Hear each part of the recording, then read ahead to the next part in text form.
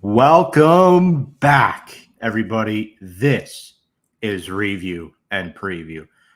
I'm your host, Tom Scavetta, joined alongside my co-host for the significant future, Noah Dog Dibler, the pride of Georgia. Noah, how are you? It is great to be back. It is 2024 football season. Let's go. Let's go, man. I'm excited to be here. It's been a while since I've been on a review and preview podcast, that's for sure. But excited to talk a bit of college, a bit of NFL as well. Got the opening night game Thursday night, Ravens and Chiefs. Looking forward to that. Watched a ton of college football this weekend, basically back to back to back. Got to see my Georgia Bulldogs get a convincing win, as you know, and as in case anyone is not familiar, big Georgia fan here.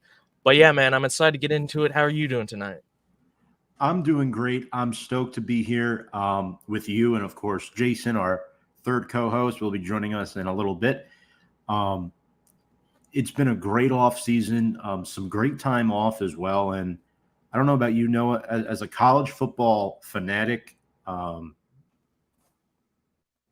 buff, I've really enjoyed this first full weekend slate of games. I know we had week 0, the blunder in Ireland, but um, Georgia proving their dominance. And I want to talk about your Bulldogs because this was a game where Georgia was favored by 2 touchdowns. And obviously, the Bulldogs played with a sour taste in their mouth from last season, being left out of the college football playoff since the new college football playoff has taken storm. And the Bulldogs are ranked number 1 in the nation with Carson Beck at quarterback, Kirby Smart as the head coach. A lot of returners, a few players left, though, a few key players, 2 of them, Brock Bowers and Lad McConkey. Talk to me, Noah. What's the vibe like in Georgia right now? I'd say it's pretty good. I think the game, first of all, the first half, it was a very tight game. We made a few mistakes, ton of penalties, and then Carson Beck missed 2 decent opportunities the first half. One play could have been a touchdown, and another one I think he could have had a big gain in a couple inaccurate passes. Granted, on the second one, it was I'd say midway through the second quarter. There was a PI that I think kind of got missed there, but I think the pass was a little too high as well. I believe it was intended for Colby Young. But and as well, right before the end of the second half, we had a big offensive pass interference call on Arian Smith, who was kind of going out to block for a screen, and it's one of those plays to where if he's maybe a half a second later, it's perfectly legal. But unfortunately, he was a little too early with the block and wiped out like a 37-yard play to Dylan Bell right before the half. So we go in 6-0, and then I don't know what Kirby Smart said at half, because all of a sudden after the second half, the play calling stepped up. Mike Bobo was calling a ton of stupid screen plays on these second and third and long situations, run plays. And then the second half, our offense started to get it going. We started to run the football. Nate Frazier, true freshman running back, came in and just was absolutely dominant pretty much. Looked like he'd been playing 3 years. Was also wearing number 3, shades of another legendary Georgia quarterback who wore number 3 about a little over 10 years ago. But, he was great running and catching. And then Carson Beck was great spreading the ball around. Colby Young transferred in from, I believe, Miami. He had a good game. He scored our first touchdown of the game. London Humphreys transferred in from Vanderbilt, had a big catch and run for another touchdown as well. Lawson Lucky, it's kind of funny because we thought Oscar Delp would be the guy to step in at tight end for Brock Bowers. He was the guy that played in the Georgia-Florida game last year when Brock Bowers missed that. But he was actually more of a blocking tight in this one, and Lawson Lucky had a big catch in this one as well. Branson Robinson, he got some more playing time because Trevor Etienne was suspended and because Roderick Robinson was injured. He looked a little slow out of the gates, but, he's a very talented guy. I've seen him play well before. I think he'll get it going. But what I was most impressed with, Tom, was the offensive line play. Now, it is an experienced unit, with guys like Ernest Green, Tate Ratledge, Xavier Truss, but they lost Cedric Van Pran, so they had Jared Wilson step in at center, and he did a really good job. I think we really dominated up front, which is very surprising to me because I think Clemson's biggest strength is their defensive line. But second half, they completely dominated the line of scrimmage. Defense started to get going as well. Clemson, I think they looked like a mess. Their offense just looked completely clueless. But, to be fair, you have to give some credit to defense as well. Malachi Starks made an incredible interception 2 years after he made a similar one against Oregon to start the season as well. But overall, kind of a B plus performance. I think people look at the score and think it was a lot more dominant than it actually was. It was close to the first half, but then our offense started getting going, and I think that Clemson defense kind of tired out because the offense was just going 3 and out over and over pretty much. So a good win. Still very early in the season. We got a difficult schedule. We got road games against Bama, Texas, and Ole Miss this year. But I won't lie and say I was looking past this game. I thought this would be a very close game for the first half as was, but luckily, great second half and convincing opening day win. Beautifully put. A little too humble though. I think you're ranked number 1 in the country for a reason. Georgia's the clear-cut favorite right now, but it's still very early. Before we get into our next segment, friendly neighborhood reminder that you can check us out on our ticker below, all of our social media platforms for review and preview. And any comments you have throughout the night, please feel free to drop them in the comments section below. We'd love to hear from you. And also leave a like on this video to help with the algorithm on Facebook and YouTube as well. And without further ado, we got our third co-host of the night backstage now. A warm welcome back to Long Island's own Jason Edmondson. Welcome to the show. J2 Shifty, you have arrived. Yes, I have. How y'all doing tonight? I'm doing good, man. You've grown the hair out since I last saw you, I see. Yeah. Just been in the sun all day, I hear you. Oh, welcome. Folks, for those of you who don't know, Noah, Jason, and I have a little bit of experience together podcasting now. Excited to work with this group more this year. So right now, folks, we're up to our second college football game we want to talk about. Notre Dame, my Fighting Irish, knocking off Texas A&M at Kyle Field in Texas. Voted, Noah, the toughest place to play on the road in the country. This was Notre Dame's first road win against a top 10 opponent since 2004. Long time ago, 20 years ago. Mm-hmm. I guess I'll start with you here, and then I'll go to Jason. I'm biased. I want to hear the unbiased opinion. What were your overall thoughts on Notre Dame in this game? Personally, I love Marcus Freeman, and he managed that game beautifully. He was gutsy. He made the right decisions. I thought Riley Leonard had a decent debut as the starting quarterback. I thought there was a lot more good than not good. Mm-hmm. And the defense was outstanding. They really held Connor Wegman in check. He looked atrocious, throwing 2 interceptions in that first half. So Notre Dame looked like the home team, and they sounded like the home team at the end of that game. Yeah, I was very impressed with Notre Dame this one, Tom. Now, I will say I did pick Notre Dame before the game. I know A&M was a team that a lot of people were kind of choosing to upset Notre Dame in this one. But, this was an interesting one because I think this was a really good defensive battle. I think the 2 quarterbacks, Connor Wigman and Riley Leonard, were kind of, you could tell it was week 1. There's a little bit of sloppiness for sure. But I think I'd give the edge to Riley Leonard just because I think Wigman made 2 major mistakes with the interceptions, whereas while Leonard did miss a few passes, he didn't make any critical errors, and he was also really good running the ball. He had 63 yards on the ground to go with 158 passing. And I will say I loved what Marcus Freeman did in this game because he was really aggressive going for it on the 4th downs. Now, I will say I'm not usually one to, bring up refs, but I will say there was one terrible call in this game where Riley Leonard easily had a 1st down. They did not give it to him. Luckily, the Notre Dame defense, like you said, Tom, was strong all night, and it didn't end up costing them. But what I would say I was probably really most impressed with, Tom, and I know you're going to touch on this as well, but the offensive line coming into this game with only 6 starts combined between them. They had a lot of, losses in the offseason and whatnot, but they were really impressive. Running the football, Jeremiah Love and Jadarian Price, that 1-2 punch, both scored touchdowns, 5.8 yards per carry for Notre Dame on the night. really good defensively as well. I think they got decent pressure. The secondary I thought was outstanding. I mean, note A&M's leading receiver for the game had 6 catches for 31 yards, and they only ran it for 3.8 yards per carry. For that atmosphere, Kyle Field, I mean, I don't know if it's number one, the toughest place to play. I think that probably goes to a place like the Big House in Michigan, but it's definitely, top 3, top 5 for sure. And, even though the game was close in the first half, I think Notre Dame's kind of started to take control in the second half because, I mean, I got to be honest, I think A&M could have had 8 quarters in this game and they were never going to score with how Wigman was looking out there against that defense. So good win, impressive win. And if we look at the rest of their schedule, I mean, they showed a graphic on the broadcast. Notre Dame has a very favorable schedule. They don't have to play a conference championship game.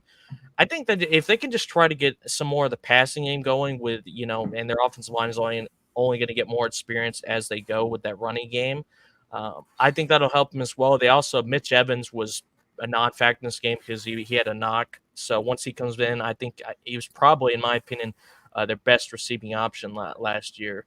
But good win, and they move up to number 5 from that one. I think that's pretty fair. I think the 4 in front of them had convincing blowout wins against, other than Georgia, against really vastly inferior competition. But, yeah, good win for them and favorable looking down the stretch. Jason, what about you? How do you evaluate this game overall and moving forward for the Fighting Irish and the Aggies for that matter? Didn't get to watch much of the game, but I did see some highlights. Very impressed with Notre Dame's defense. From what I saw, it looks like they were just a more disciplined team all day. The penalties, knowing their assignments, being a defensive player that I am, that's what I look for. So I did see that Notre Dame with they were getting pressure to the quarterback, making him throw passes he didn't want to throw. And they did a good job in the second half. I feel like Noah said, like in the first, it was kind of like anybody's game. Second half, they kind of closed that margin, and they were the more dominant team from the third quarter on, I think. Moving forward, this was a good win for them. To go into, like you said, a home stadium like Kyle Field and just dominate. You know what I mean? I think A&M from this point on, horrible performance by the QB. Horrible. You can't throw 2 interceptions to a not even like Notre Dame is not a great defense, but it's a it's an independent school. But they're a solid defense. But the way he played, it was just like he just didn't belong out there. But yeah, not too much to say. Notre Dame, good win for them. Yeah, and also too, Benjamin Morrison, Xavier Watts, defensively 2 projected draft. I mean, Benjamin Morrison right now is getting mocked in like the top 10 in next year's NFL draft. So I thought he was phenomenal. Another school we want to talk about, but not for a good reason, and they're on Notre Dame's schedule, is Florida State. And I don't know how they've gotten nationally televised these first 2 weeks, but everything good we talked about them last year now goes out the window, as how I like to call him. I know it's not correct. DJ Ukulele has looked absolutely horrific in his first 2 starts. And let's be honest, it wasn't just him. The offensive line has not looked good. They lost their running back, Trey Benson, wide receiver, Keon Coleman, to the NFL draft. And don't get me wrong, Bill O'Brien, former NFL head coach, taking over with Boston College. How the hell do you lose to Boston College? Not just lose, but lose convincingly. It looked really, really, really bad. And Florida State's season is done already. Even if they do happen to sneak in towards the back end of that 12-team field, which they won't, but they're not mathematically out, obviously, with the new playoff and being in the ACC. I just don't know what to expect from them the rest of the season. And I'll be honest with you guys. I know you were talking about this with me before the show. Who wins the ACC? What's wrong with Florida State? Does anybody want it? I mean, I know we're only entering week 2, and we're talking like we're crazy here, but Clemson only put up a field goal or two, and nobody's scoring points. I mean, good Lord, good grief.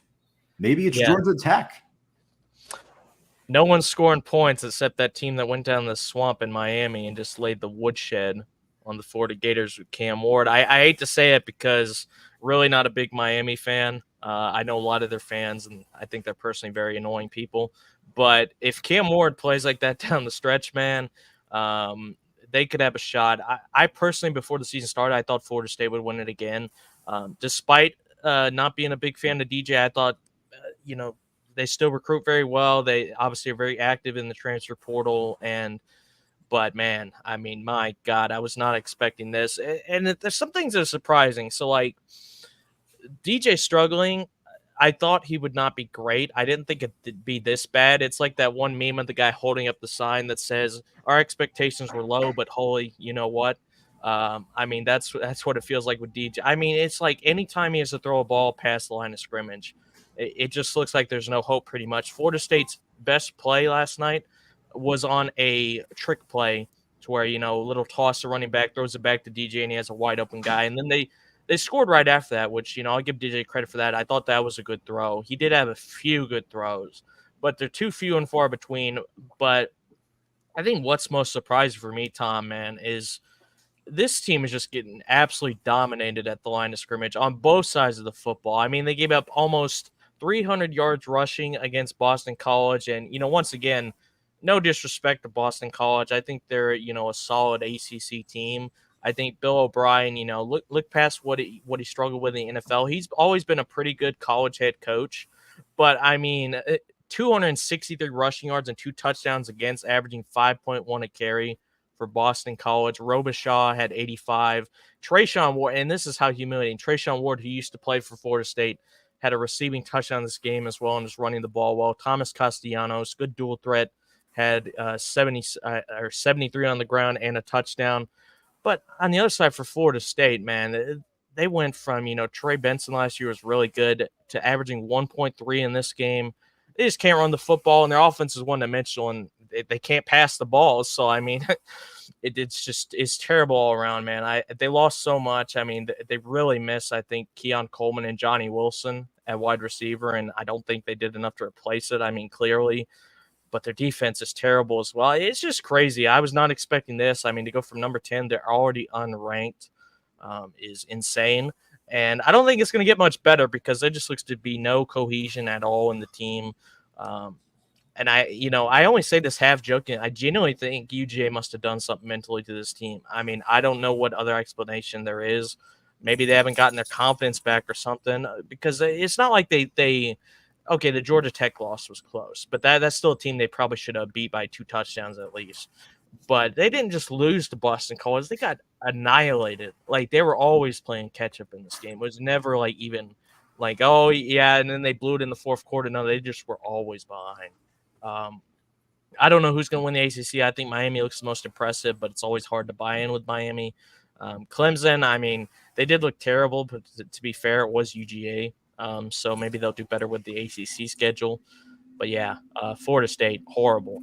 Biggest disappointment by far the college season, man. And I have a follow-up thought before we get to Jay. Okay. Are they Florida level bad, FSU, or are they not quite there yet? To be honest, I actually think they're worse because I think the expectations for Florida State are higher. Whereas with Florida, I mean, I love laughing at them getting killed as much as the next guy, but they don't have that high of expectation like FSU did. All that vamping they did in the offseason, complaining or whatnot, and then you come out and do this. Like, you got to at least back it up, and they just haven't. Jay, what about you? How do they turn this ship? How do they right the ship, FSU? One thing I just want to touch on, this team wasn't able to muster up 30 yards on the ground against a Boston College defense, which is, let's be honest, is nothing special. Their leading rusher was Roydell Williams with 10 yards. And when I seen that, I was like, wow, because Florida State's backfield I thought was actually one of the best in the ACC, and then for them to not even be able to get like 30 scrimmage yards on the ground, I'm like, the way to right the ship, honestly, I don't see a way. The first loss to was it Georgia Tech? Second loss to Boston College. I honestly think yeah, I I think their season is done. That's my honest opinion. They're not gonna win the ACC. They won't come close. I think I'm gonna have to give it to see, I think Clemson can turn it around. That's the thing. So I'm gonna take my pick as Clemson, but as far as Florida State, there is no riding the ship with this one. I think it's done before it even starts. So you guys made two like unannounced predictions. So I'm going to join in on that. I'm going with Georgia Tech and Haynes King. Don't get me wrong, Miami should be the favorite right now, 1 week in. I like the Clemson pick too because they're sort of the default favorite every year for like the past decade, or last 5 to 7 years. But Georgia Tech, I mean, Haynes King's got something special. Haynes at running back as well. He's got 3 touchdowns on the year already. They're really, really good. And, you know, they've really improved their offense. And speaking of offense, we go from a conference that has respectable offense to a conference that not so much offense. The Iowa Hawkeyes. They currently have the longest tenured head coach in the country. Possibly more than any professional Big Four coach. In Kirk Ferentz, he's been the head coach at Iowa since 1998. This team is still playing like they have a 90s style offense, but this past weekend, they put up 40 points. Again, mid-major opponent, week 1. Nothing crazy, much tougher opponent with Iowa State this week. But the former Michigan quarterback, Cade McNamara, looked really, really good. And now that he's healthy, I think there's potential for this offense. I mean, look, Sam Laporta went to Iowa, and nobody knew about him going into the NFL because he played for Iowa. Similar thing with TJ Hawkinson. All these Iowa tight ends or Iowa players go into the NFL unknown because of how bad the offense is. But now you're looking, no, you got a tight end like Luke Lachey in there, or Luke Lachey.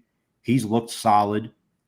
Defensively, Jay Higgins at linebacker, Sebastian Castro in the secondary room. They're a well-rounded team right now, and going up against Matt Campbell's Iowa State team, there is promise for this Iowa team this year to win the Big Ten West. Thoughts on that? And do you think the offense is back, or is this a premature assumption here and it's too soon to tell? I don't know if the offense is back because, like you said, the opponent. I will say I think Cade underachieved last year. I thought he was respectable at Michigan. And let's be honest, I mean, no disrespect, but full disrespect. Anything is an upgrade over what Spencer Petras was doing a few years back. But Iowa always has elite defense, man. I mean, the past 5 years, pretty much, they've always had an elite unit. And the feeling for me kind of is if Iowa just has even like a mediocre, like they don't even need a good offense. If they just have a mediocre offense, they probably could compete for one of the outside CFP. I don't think they're not going to win the Big Ten because they got rid of the divisions. That means they'd have to beat Ohio State and Michigan and Penn State. I personally don't see that. But if their offense is actually good this year, which I'm not sure about, but they can run the football. They've always been good at running the football. Like you mentioned, they always produce elite level tight ends. I mean, they're basically, let's be honest, tight end university with all the guys they produce there. It's ridiculous. Offensive line, it really all comes down to Cade, I think. And if he can just be somewhere in the middle of what he was at Michigan and what he was last year for Iowa, I think they could be pretty good. I'd have to take a look at their schedule more specifically. I know you said they play Iowa State this week. I think they could probably win that one. Down the stretch, let me take a look at it real quick, actually. So they're at Ohio State. They're going to lose that game. They play at home against Washington this year, which Washington did lose Michael Penix and a good amount of offense. So, I mean, you never know with that one. At Michigan State versus Wisconsin versus Northwestern, at UCLA, at Maryland versus Nebraska. It's a decent schedule. So, I mean, maybe maybe they're back, but I got to see more, man. It's hard to judge against Illinois State. I mean, no disrespect to them, but really not easy to judge against an opponent like that. But I was impressed. Cade did look accurate from what I saw, but I didn't watch the game. I only saw a couple plays, obviously. But if he can keep that up, against better competition, yeah, for sure, they can be really good this season, I think. I don't know who's spending their Saturday afternoon watching Iowa football in early September.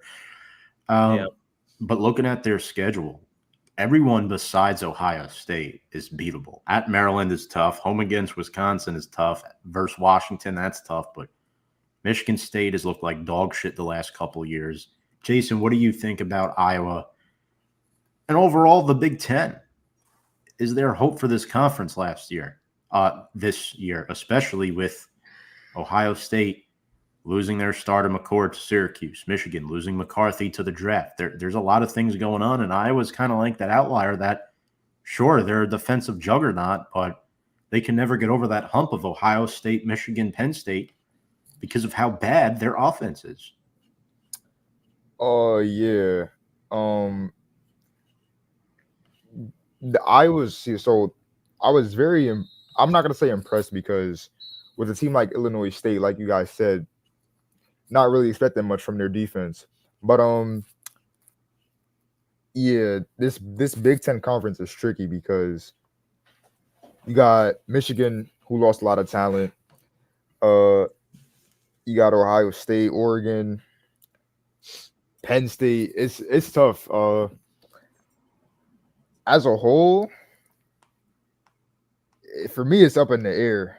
You got USC, lost a lot of talent. For me, it's up in the air. I really can't give my take on it. I would have to watch more games. The favorite for me right now, I'm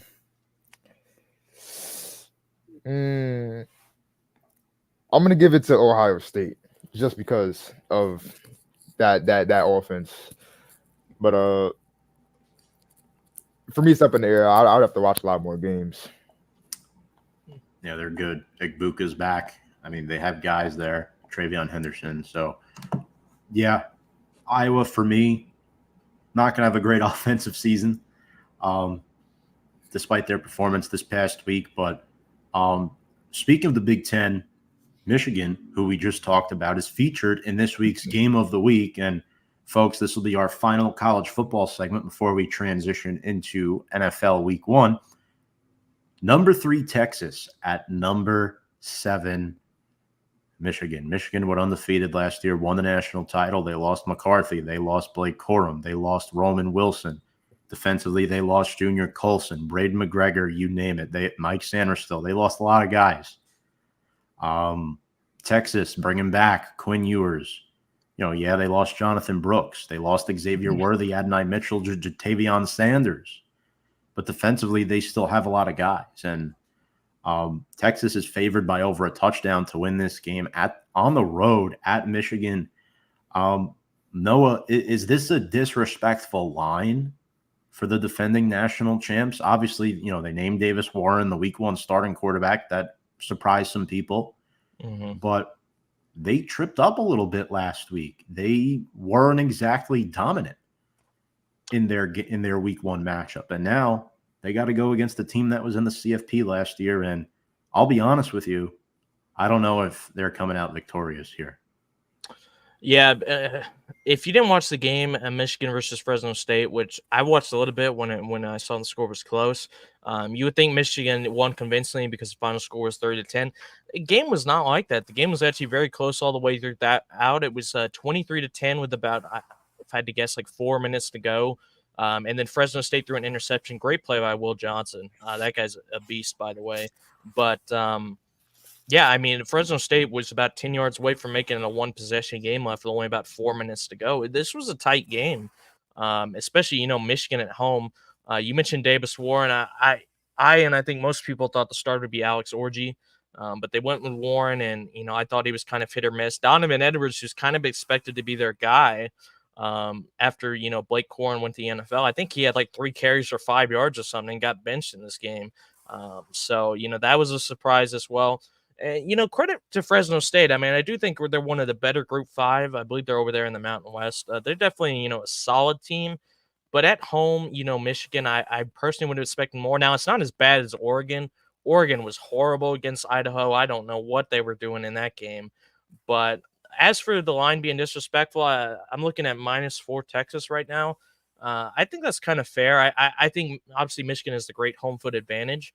And it's hard to judge Texas because they played Colorado State and obviously dominated. I mean, Quinn Ewers was out of the game at halftime. They got Arch Manning in there, and he got his first 2 touchdowns of his collegiate career.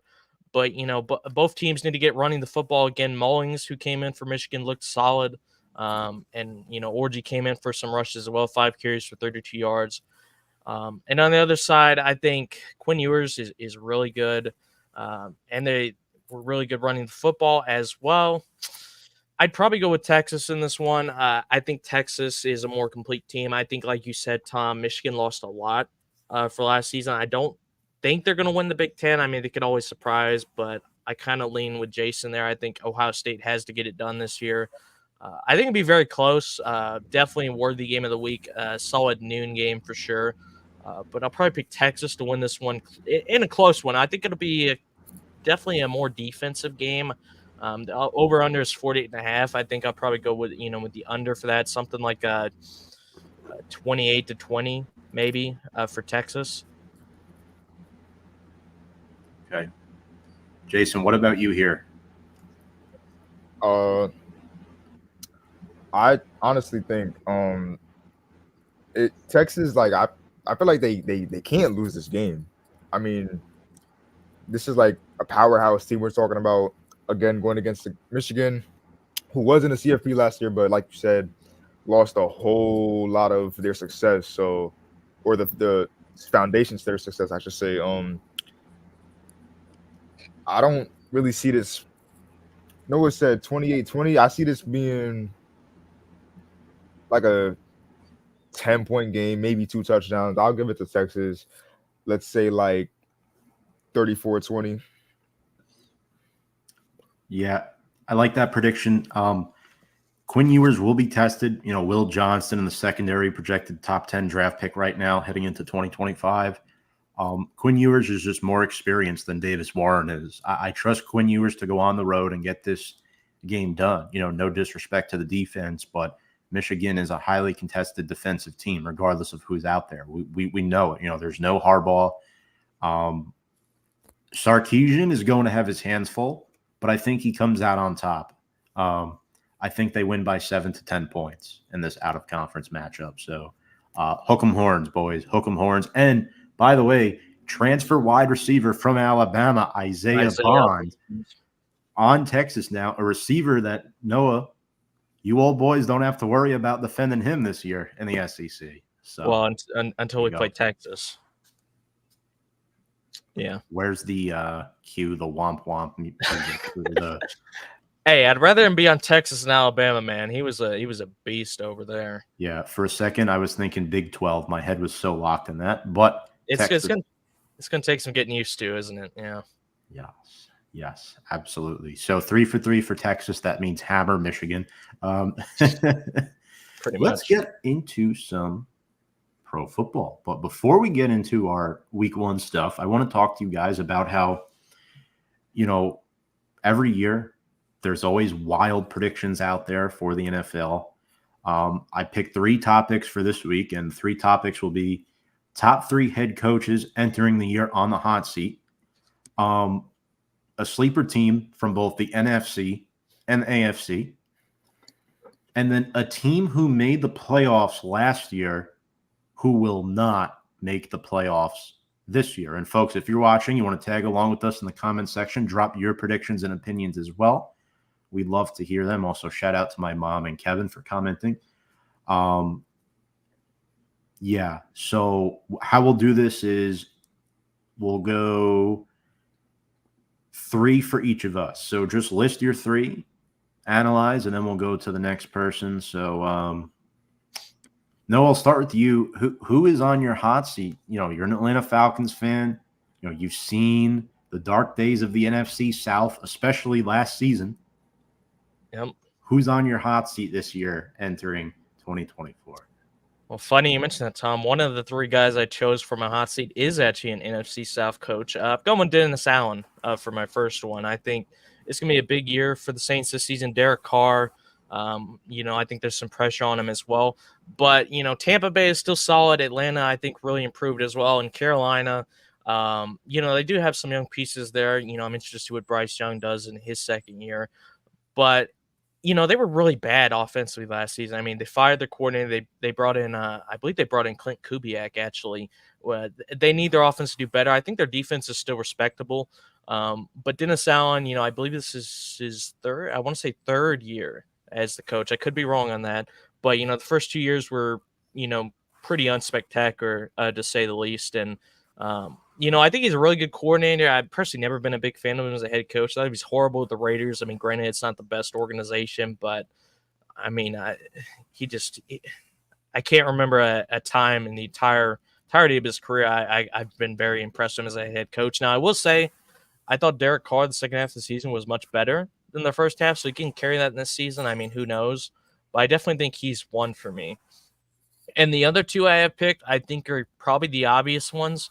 Robert Saleh is one I've chosen. With Aaron Rodgers coming back this season, there's no more of this 7-10 crap is going to be acceptable. He had a lot of hype coming in to the Jets as the head coach, coming from, I believe, San Fran, if I remember right. But at some point you got to put up or shut up. That team has a lot of talent offensively. If Aaron Rodgers stays healthy, he should have a pretty good year as well. Got Breece Hall, you got Garrett Wilson catching passes as well. And in defense, I think they're really, really good. I'm not expecting them to win the division or anything, but you got to at least make the playoffs. If they miss the playoffs again with Aaron Rodgers in there, I think Saleh could be on the chopping block. And then number one, the most obvious one, the one that probably should have been fired last season and was very lucky he didn't get fired, Mike McCarthy. Dallas Cowboys, I mean, talk about the biggest pressure cooker in the NFL. He kept his job because Cowboys management showed some faith in him. They can't just make the playoffs again. You expect them to make the playoffs in that NFC East because Washington's kind of rebuilding, and same thing with the Giants. The Eagles are good, but they have to make the playoffs. But for Mike McCarthy to keep his job, I think they have to at least make the NFC Championship game. And personally, I don't think that's going to happen because I think the NFC will be tougher this season than it was last year. So he would be my number one. And I do think it's highly likely he does actually end up getting fired. Maybe not midway through the season, but at the end of the year. All right, Jason, you're up. Putting you in the pressure cooker now. Which three head coaches do you think get the axe this season, or head coaches that you just think are on the hot seat? Number one, I'm going to start with Jim Harbaugh. Coming from college, first year transitioning into the NFL, there was a lot of hype. Now, I know everybody's looking at me like I'm crazy, and this is why. Don't get me wrong. He's a very successful college coach and, brother of John Harbaugh. So, obviously, he has the background, but I don't like hype. I like translation. I want to see if he can translate his success from college to the NFL. Because let's be honest, he's a great head coach. But a lot of the teams he's coached were very talented. He's going into a Chargers team, Justin Herbert, with no receiving core, a rebuilt offense. Who are the backs? Edwards and J.K., right? J.K. Dobbins and Edwards. Yeah. A subpar O-line, a defense that struggled last year. Let's see if I'm not expecting them to make the playoffs, but let's see if Jim Harbaugh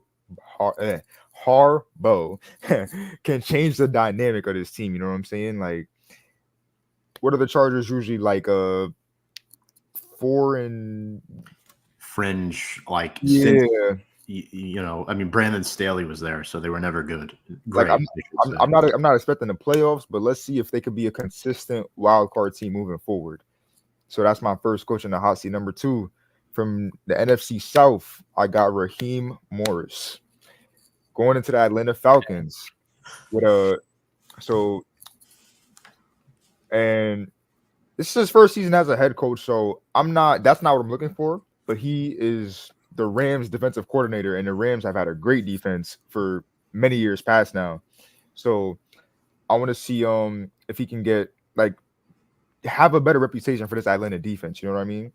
He has the keys to do it. Grady Jarrett, Jesse Bates, AJ Terrell, the middle linebacker, Deion Jones. Is he still in the Falcons?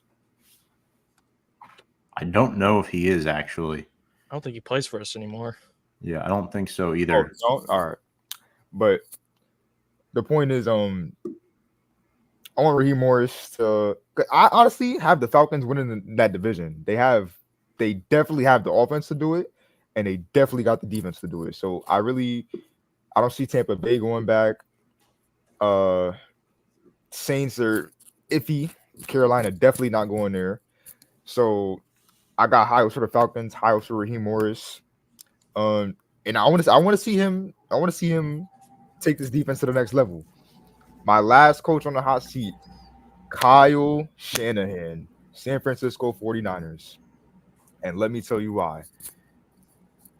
Kyle Shanahan has been in the NFC Championship the last, I don't even know how long, but there's something from this most previous Super Bowl that stuck with me. Fullback Kyle Juszczyk said they didn't even game prep for the new overtime rules. What are you doing as the head coach? How are you not prepping your team for overtime in the Super Bowl? Are you kidding me? I think Kyle Shanahan is definitely going to be tested this year. They brought back Ayuk with a big contract, which I feel like was the right move. So there's really no excuses. I feel like it's always with the San Francisco team what they're missing to win that Super Bowl, and they're not missing anything. They're just not coached properly. And so yeah, those are my three coaches, fellas. Wow. I respect it. Yeah, Harbaugh, little surprised, not gonna lie, but we saw what happened to Urban Meyer with Jacksonville a couple of years ago. It's anything is possible, and Raheem Morris failed once as an NFL head coach. I don't know as a Falcons fan, so I'm sure he's not loving that one. But yeah, Raheem Morris is a guy who, where did he even coach? Tampa Bay, right? Yep. That was a while ago. And then, of course, Kyle Shanahan, mismanagement in the Super Bowl, NFC Championship games. I think he's one of the better head coaches, but sometimes that's the factor that's not getting you the championships, and your goal as an organization is to win championships. So I could definitely see it, and both of you guys are about to laugh. I have the same three as you, Noah. That's why I made a face when you announced your third one. I'm like, oh, man. Dennis Allen, Rob Saleh, and Mike McCarthy, and here's why. We both kind of talked about how Dallas is a pressure cooker, and Dallas is a place where you have to win. And they haven't won since 1996. Let's be real. Making it to the NFC divisional round is not enough. Winning one playoff game or less is not enough. And to be honest, the Cowboys won't even win the NFC East this year because of the NFC East curse. There has been no repeat division winner since 2004. So, yeah, I think McCarthy's gone. He's just a yes man for Jerry Jones. And there have been rumors that Belichick is interested in the job. I think that's BS. I don't think he's going there, but we'll see. McCarthy's definitely on the hot seat. Rob Saleh, number 2 for the Jets. You have Aaron Rodgers now. There's no excuse to not win football games. The Jets have not made the playoffs since 2010. Their defense is phenomenal. Their offense is not. Their offensive line still has a lot of questions. And the more you think about it, and Noah and Jason, I don't know if you guys agree, but teams with lesser skill players and better offensive lines typically go further. Yes. That's just the way it is. You need a good offensive line to go far in the NFL season, and I don't think the Jets personally have that. They have either washed-up veterans or young players who are still developing and not ready to take that next step yet. And for me, Dennis Allen, he's horrible. He should have been fired last year. Should I say any more? I wasn't even a fan of the hire. I thought it was a bridge gap type of hire. And people are saying, oh, the Saints are going to be around 500. That's their ceiling, guys. They don't have a ceiling like the Falcons or the Bucs do. I think the Falcons and Bucks each have 11-6 ceilings. The Saints, you can't say the same. And it's been like that for the past 3 or 4 years. Ever since Drew Brees retired, that's been the case. So that was our head coaching hot seat segment. Any thoughts on my three? Noah, I'm sure you definitely have some thoughts. I probably cheated, took a look at your paper there. My eyes might have gravitated a little bit, but I swear I wrote these down before you started talking, and I was like, oh boy. Love I it. didn't even write them down. I just thought of them in my head. But obviously I'm pretty much with you. I will say you and me, I think, went very safe. I think Jason definitely went a bit more bold. I do understand his picks. Like, I do think all three of those coaches do have some level of pressure. Like with Harbaugh, you can't go 5-12 again. I mean that roster is just so talented, and Brandon Staley was wasting it for so long, so they need to step up. I don't think he's on a hot seat for year one, though. I mean, because with the Urban Meyer one, yes, he did get fired in his first year, but he did not have NFL coaching experience, to my knowledge, at least. But if he did, it definitely wasn't like Jim Harbaugh, who had shown, pretty, 10 years ago, but it's not, eternity ago, that he was very successful with the 49ers, obviously great college coach. Shanahan, they got to win a Super Bowl at some point with that roster, man. I mean, they do keep getting deep. They have made two Super Bowls with them, lost both to the Chiefs. But yeah, and then Raheem Morris, that one, believe it or not, I think that one actually makes sense. I know I was a little surprised when you said it, but I mean, they put so much investment in the offseason to improving the roster. They have to make the playoffs. Like, if they don't win they should win the division. Granted, it's still an Atlanta team, so I'm, cautious, but there's definitely a level of pressure. I don't know if they'd fire him after 1 year, but I mean, they got to make the playoffs this year, for sure. I think Terry Fontenot should be on the hot seat, if anything. I think your GM, Noah. I mean, you gave Kirk Cousins a lot of money, man. But we needed a quarterback badly. You got to think of that. Not just that. It was more what you did after that, in my personal opinion. Which I know there were. I'll say there were draft picks that were equally like that one. But without further ado, let's go to our sleeper teams for the season. So the way this will work, one AFC team, one NFC team. Jason, we'll start with you here on this one. Go in reverse clockwise. Who's your sleeper team for the AFC and why? The Indianapolis Colts. And this is why. So now I'm not winning the division, not too high on that, but I do think they sneak into a wild card and make a push because so with Houston, the thing is they have the offense, but I feel like Stephon Diggs, his character is what's gonna mess up that locker room. He's gonna with a loaded offense like that, there's gonna be a certain point in the season where he starts demanding the ball and he gets unhappy. And I feel like that's gonna throw off the chemistry with the whole offense. You got Richardson. His first few games last year weren't bad till he got hurt. So he's coming back now. Zaire Franklin, who had I would say breakout season last year. I mean, the guy was insane. Like, still got Jonathan Taylor. They got a nice young receiving core: Pittman, Ashante Doolin, Josh Downs. O-line is still phenomenal. You know what I'm saying? And they got a solid defense. So I feel like no one is expecting them to make any noise in the AFC, but I definitely think they get into the wild card for sure. All right. Noah, your AFC sleeper team. It's funny that Jason chose the Colts because I actually have also chosen AFC South team, but I have not chosen the Colts. I've gone with the Tennessee Titans. for this one. Second year for Will Levis. He had some sparks last season, but for the most part, it was kind of a bit of a struggle. Granted, obviously the team was not very good, but they put a lot of work into improving this team in the offseason. DeAndre Hopkins is still there. They brought in my boy Calvin Ridley. They still have Treylon Burks, who's kind of still looking to find his place in the NFL. He was obviously the guy that they chose with the pick that they got from trading away A.J. Brown to the Eagles. He's still kind of trying to find his footing. They have Tyler Boyd as well, who's a respectable receiver.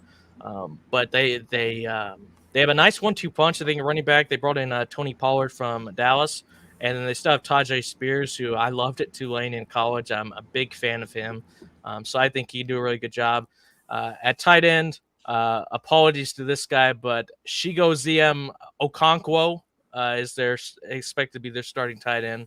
So we'll see what he does there. Defensively, they did a decent job shoring up the secondary. They traded for L'Jarius Sneed from the Chiefs. They brought in Jamal Adams, who I'm personally not a major fan of, but I mean he is an experienced NFL player. I prefer him personally coming up in the box more than playing coverage. They also brought in Quadre Diggs, who I thought was really solid the past few years. Amani Hooker as well, and then up front. Sebastian Joseph Day, I think it was a really solid player. I think that's a solid addition for them. They still have Jeffrey Simmons, who's an absolute stud. Offensive line, they drafted Peter Skoronski last year. They drafted J.C. Latham this year. So they put a good amount of resources into bolstering the offensive line. The only reason I'm not 100% sold on it, I think their schedule this year is tough. But if Will Levis does take that next step, I think they could be a dark horse because their division, it's probably, I'd say, the most up in the air division in the AFC because while I do expect the Texans to win it because I think CJ Stroud is incredible and their offense is really good, I don't think it's out of the realm of possibility that they might have kind of a sophomore slump this year because we see this a lot of times where a team comes out of nowhere, wins their division, looks amazing, and then the year after they kind of fall off a little bit. I don't think this is a division where the Texans are, a team like the 49ers or a team like the Chiefs to where you basically think it's nailed on, they win the division. The Colts, they have their question marks. I think they could be good, but it all comes down to what Anthony Richardson does. And the Jaguars are really disappointing this last year, and they have to find a bounce back because Trevor Lawrence had a really bad season for what you expect from him, and he just got paid, so there's going to be pressure on him as well. I think there's an opportunity for the Titans. I wouldn't say it's guaranteed, but I do think it's kind of a decent dark horse pick for the AFC. Well, things happen in threes, right? I'm also going with an AFC South team. And for me, I'm going with Jason. I'm going with the Colts. Mainly because I think Shane Steichen is an outstanding head coach. They almost made the playoffs with Gardner Minshew at quarterback last season. Anthony Richardson hopefully coming back healthy. They've shored up the interior. You got guys like Grover Stewart in there. They drafted Latu. They found a nice hidden gems in the draft and free agency the last couple of years. Nick Cross, the safety out of Maryland, has done a nice job. Juju Brents out of Kansas State, who was claimed off waivers last year. And one thing we talked about before, Noah, I was talking to you about this, their offensive line has always been really good. Since the days of Jeff Saturday. That's how good it's been. And, I mean, you look across, you still got Quentin Nelson or Ryan Kelly who dominate the interior. Braden Smith is a serviceable right tackle. Will Fries coming in at right guard. And then Bernard Ryman at left tackle, developing now as a second, third year guy. So, yeah, there are a lot of options there. And they drafted Adonai Mitchell to pair with Josh Downs, Michael Pittman, guys like that. The question for me, too, is Anthony Richardson. We know Jonathan Taylor is going to feast. AFC South is probably going to see 3 teams finish over 500 this season. You might even get 2 AFC South playoff teams, depending on how well the division fares out. You have really good quarterbacks in that division. But, yeah, that is where my head is at. Quickly here, NFC team. Jason, who is your NFC team? So I was trying to think about this and not be biased at all. So with that being said, I already revealed it, but my NFC sleeper team, not really a sleeper because I expect them to win, but the Atlanta Falcons. I mean, brought in Kirk Cousins. So going back to what you said earlier about their draft pick, could have went better. In retrospect, I actually like it because considering Kirk Cousins' age, Michael Penix, we always see the quarterbacks like Jordan Love, Mahomes, the quarterbacks that sit and learn behind a veteran always pan out way better. So I like that for Atlanta. I think Michael Penix is the guy for the future. So I think that was a good pick for them, if I'm being honest. But yeah, Bijan Robinson had an amazing rookie year last year. I'm pretty sure. Oh, he was an offensive rookie of the year because all these awards are quarterback awards now. But I feel like he should have been offensive rookie of the year. I think he played great. Kyle Pitts is starting to find his rhythm. I don't know. He's not in the red zone a lot, but in terms of being a down the field tight end, he's finding his rhythm. He's getting the ball a lot more. I want to see a little bit more from Drake London, not gonna lie. A little bit inconsistent last season. I want to see him just step it up just a little bit. Yeah, all the pieces are there for the offense. The defense slightly improved from what it used to be. Falcons definitely my sleeper team. I think they win a division. Making a playoff run, not so sure. I see them the furthest they go, divisionals. Okay. Noah, your NFC team. Well, I love where Jason's head is at, but I actually have not picked the Falcons. I actually expect them to be good. I think they should win the division. If they don't, it's kind of disappointing to me, but they definitely did make improvements. I think that's a solid pick right there. I've actually gone, Tom, for an NFC East team. Unfortunate for you, it is not your Giants. I've gone with Washington for this one, mainly for one main reason, and it's just two words: Jaden Daniels. I think this guy is going to be an absolute stud in the NFL. He's a beast in college, man. That is a big piece that they brought in. But other than that, they also have made other improvements. They got Austin Eckler in there to kind of be a nice compliment to Brian Robinson. I expect Robinson to kind of take a step in his third year. His first season got derailed because unfortunately he got shot. And then last season he was pretty decent, but nothing spectacular. But you get in Austin Eckler, who's an elite receiving back, to complement him. I think that's a solid 1-2 punch. They still got Terry McLaurin in there, Jamison Crowder, solid top two receivers. My main question for them is defensively. I'm looking at their D-line right now. They got Dante Fowler, but they brought in Bobby Wagner at middle linebacker. That's an interesting move. And then in the secondary, they drafted Mike Sainristil, who you mentioned earlier, Tom. And then, so I'm not 100% confident in this one, but I think with the NFC, I think some teams will take a decline. And the NFC East, I mean, the top two is set, but past that, and I'm looking at their schedule, at Tampa Bay, I think that's a game they could win this weekend. Obviously, the Giants. At Arizona, week 4, that's a winnable game. Cleveland at home is a winnable game. Carolina and Chicago, I think, are both winnable games. Pittsburgh, winnable game. The Giants, I think they could beat the Giants. The Titans, kind of a toss-up game. At the Saints. At the Saints is tough because there's a really good home field advantage there in the Dome, but it's not unwinnable.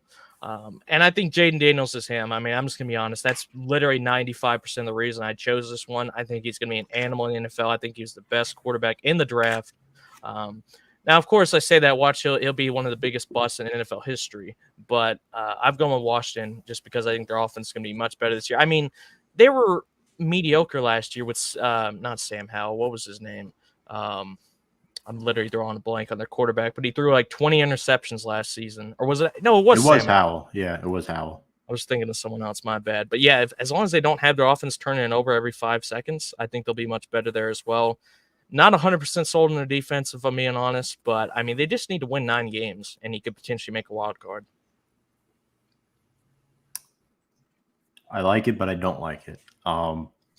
I will say we historically own the Commanders, even in our bad years. So those will be some exciting games this year. Mhm. But yeah, for me, I also went the unbiased route. If I went the biased route, you guys know who I would have picked as my sleeper team. Returning to 2022 form. But for me, it's the Bears. It's the Bears because I think the team is complete. You brought in DeAndre Swift. You have Roscoe Johnson, second year back out of Texas.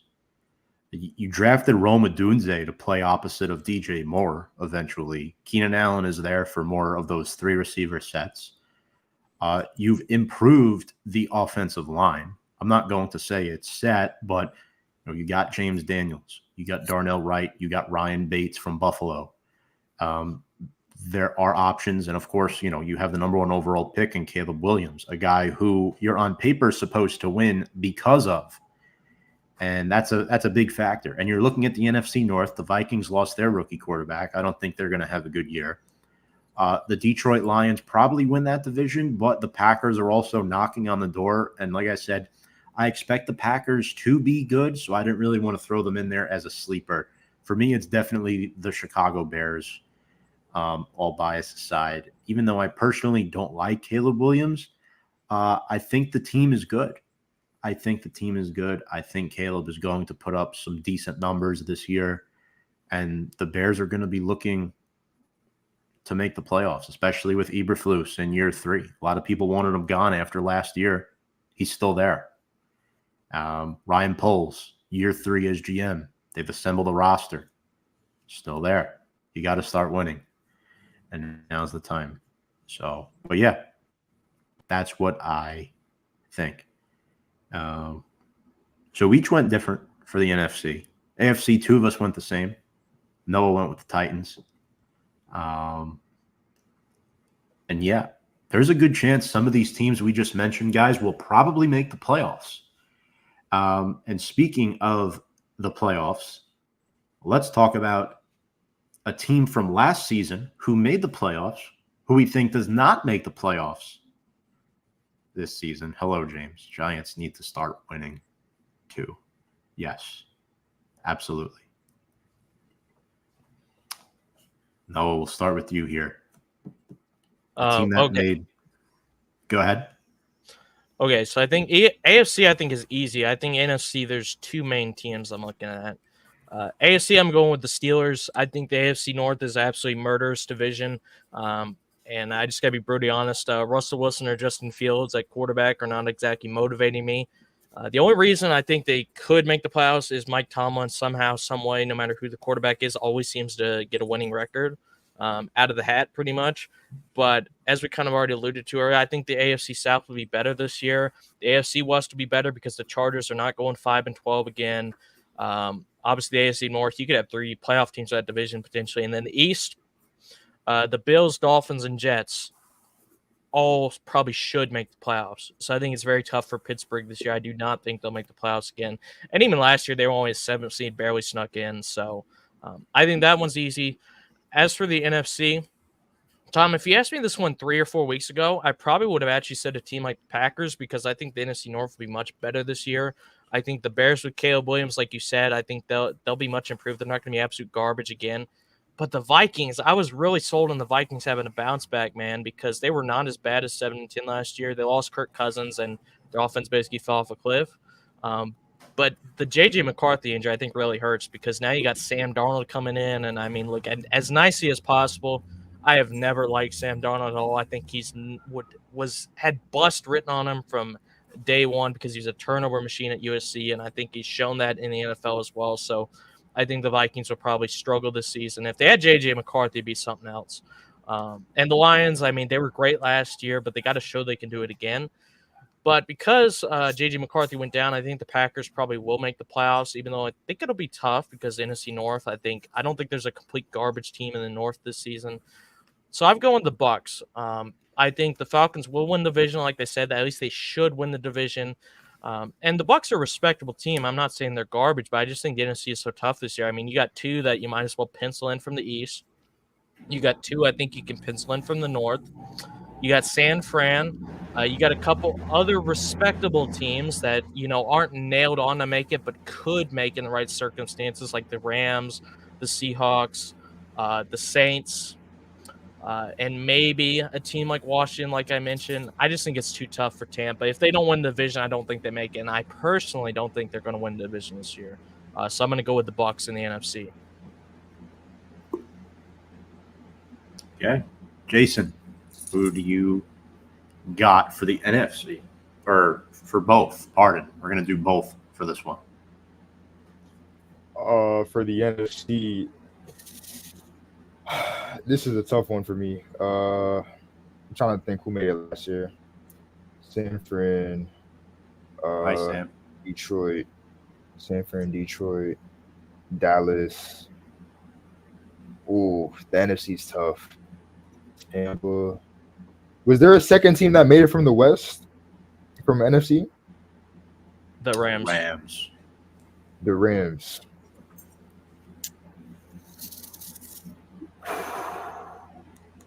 Yeah, I'm gonna have to go with Noah here. I don't think the Bucs go back. I mean,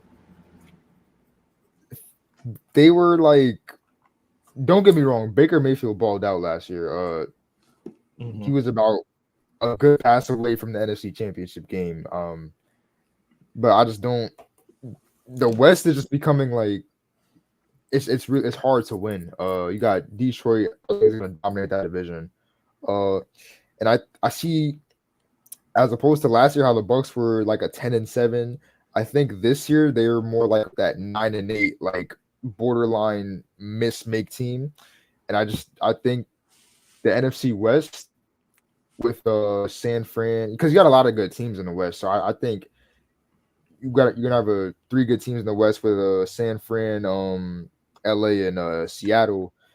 Obviously the East, you got Philly, Dallas, hopefully New York, but not really.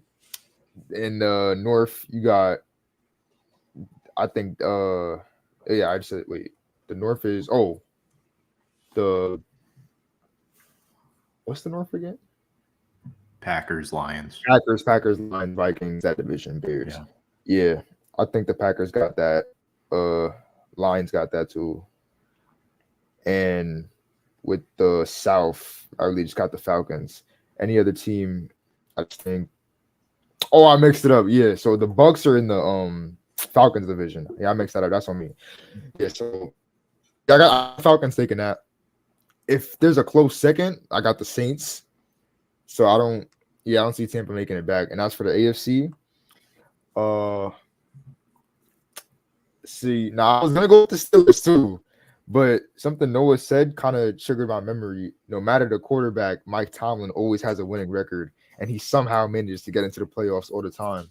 And if he could do it, I think he had a way better shot at Russell Wilson. So with that being said, I'm about to be bold again, and I'm gonna say the Buffalo Bills don't make the playoffs. Oh my! I think the New York Jets can win the division. They are my pick to win the division. Dolphins, I got them with the second team out of there. Obviously, you're always gonna have KC in the mix. Baltimore's gonna be in the mix. The whole NFC North. I mean, NFC. That's the North, right? With the Steelers, Ravens, Bengals, Browns. Yeah. That whole division is really a toss-up, if I'm being real. But I have Baltimore taking the lead over there. Bengals probably gonna make it, and then the South, you got another good 3 teams that could possibly make it. So I think, and especially with the offense, Josh Allen lost this year. Did bring in Keon Coleman, but I gotta see it. I'm not too big on projections. I gotta see it. Yeah, I got the Bills missing it. Not bad though. Like, not with a losing record. They might have a winning record, but just not good enough to get in. Okay. Interesting. So we have Steelers Bucks for Noah, Bills Bucks for Jason. AFC, I'm going with the Browns. There's no Joe Flacco to save them this year. I believe Watson is already complaining about tightness or soreness, so I don't know if he's going to be able to play week 1 or not. It hasn't been announced yet. For me, this is a team that has a revolving door at the quarterback situation. And last year, guys, you look at the teams who made the playoffs, with the exception of the Browns and the Steelers, all other 12 teams that made the playoffs had consistent quarterback situations. So for me, looking at the Bengals have a healthy Joe Burrow back.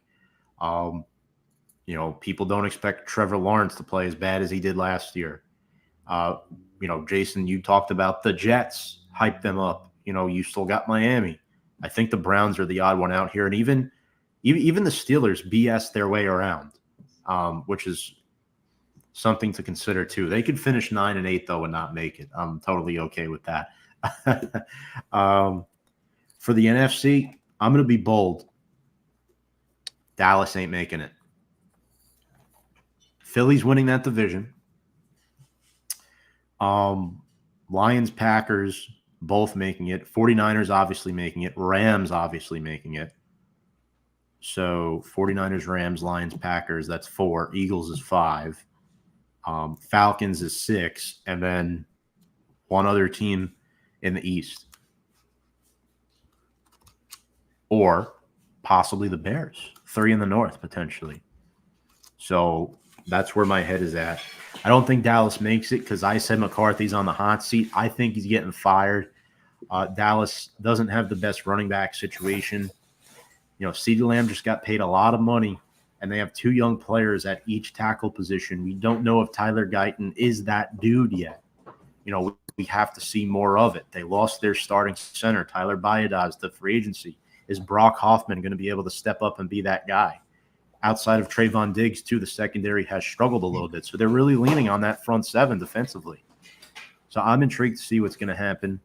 I didn't want to throw the Bucs out of the mix just yet because they're just the model of consistency the last few years, which is crazy to think about. But yeah, I think the Cowboys are more likely to not make it than the Bucs, in my opinion. Well, there's one thing you got to consider with the Cowboys, Tom, and that's the fact that this year they have 3 bye weeks instead of the usual 1 because they play the Giants twice, and the Cowboys absolutely own the Giants.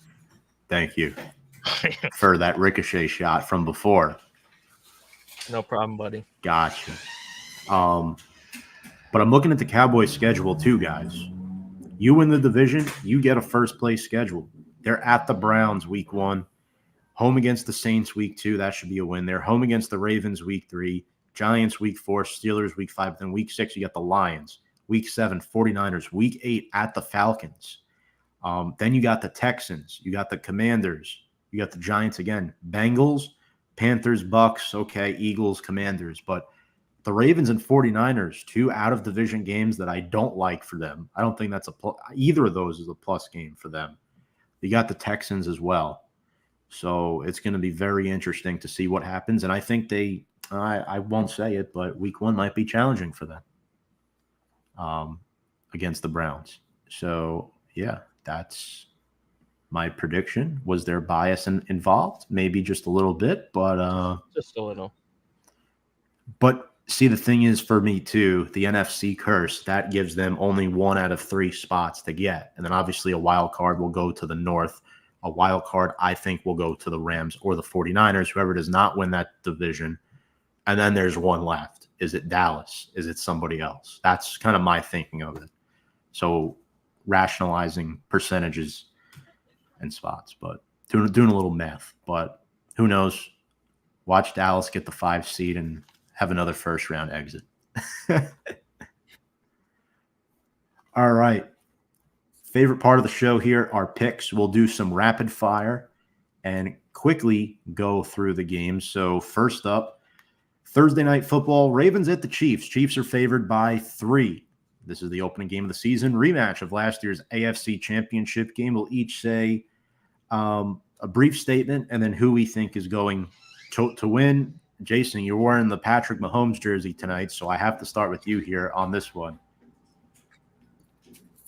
So it's for the audience. All my Giants jerseys are outdated.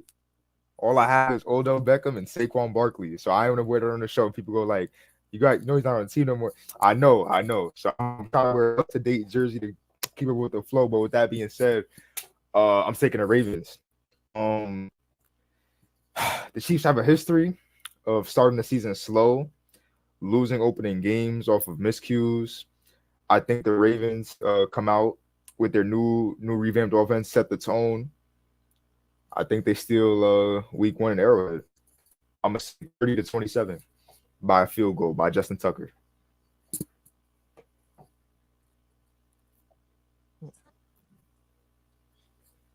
You want me to go, Tom, or do you want to go? Pardon, I was muted. I said, "Oh boy, you're up." Okay. I'm going with the Chiefs because they got a big boost when they found out that, surprisingly, I think against a lot of people's expectations, Rashee Rice will not be suspended to start for the year, and he's an absolute stud wide receiver. Let's be honest, they still have the best quarterback in the NFL. I know he had a down season last year, but when this guy's on, he's the best. And they're at home. I think it'll be a close game. I think the Ravens have a really solid roster. I think bringing in Derrick Henry will do wonders for their running game. But at the end of the day, I'm trusting Patrick Mahomes in the opening day game more than I will Lamar Jackson. So I'm going to go for the Chiefs to win this game. I'll say 30-24. There's one way the Ravens win this game. There's only one way, in my opinion, and I think they're going to do it. Keep the Chiefs' offense off the field. And they have a beast offensive line with Derrick Henry in this game. They're going to be extra pissed from last season, so I do think the Ravens win the game by a field goal. I think the Chiefs are the overall better team, but right now, I think Baltimore is going to win this game. Remember, the Chiefs lost week 1 last year against the Detroit Lions. Similar situation there. So I think Baltimore pulls this one out. I think Lamar Jackson has a really good game, but Derrick Henry is the juggernaut for me running behind that offensive line. You could easily run up and down the field. Lamar will only have to throw the ball like 15, 20 times. And if you keep the Chiefs off the field, you're golden. You're golden. So, yeah, that's what I think is going to happen there. So, wow. 2 out of 3 against the Super Bowl champs. Crazy. What do you got for the score, Tom? I'm gonna do 23-21 Baltimore. But yeah, let's head down to Brazil. They say you can't wear green in Brazil, but they pick 2 teams that wear green to play there. Green Bay and Philadelphia. Noah, we'll start with you here on this one. Jordan Love against Jalen Hurts and that Eagles offense. Fly, Eagles, fly. Saquon's Eagles debut in South America. Who would have ever thought? This is a toss-up. I think both these teams are really good, but I'm gonna go with Philly in this one. I think the only reason I would pick Green Bay is Jalen Hurts. I mean, I'm not personally a big fan of him. I do actually think Jordan Love was really good last year. But they did get, to their credit, Saquon Barkley in to kind of be their lead back. They still have Kenneth Gainwell there as well. Their top 2 receivers need no explanation. And then they traded for Jahan Dotson, who I've always kind of liked. He's kind of flown under the radar a bit because the Washington offense has been their achievement, but he was a beast at Penn State in college. And he did score like 11 touchdowns the past year, so it's not like he was doing nothing. Dallas Goedert is one of the top 5 to 10 tight ends, I'd say, just off the top of my head for sure. The offensive line is incredible. Their defensive line is incredible. Green Bay is a good team, but they don't have that go-to guy at wide receiver. Philadelphia has 2. Josh Jacobs, I think, is a beast, but he did have a down year last year, so we'll see what he does for the Packers this season. But I think Philadelphia overall is more talented. I think Green Bay has more question marks. I still think they're a very good team, but I think for this one, down in good old Brazil, I'm going to pick Philadelphia to win. Something like 31-20, not that high, maybe like 27-23.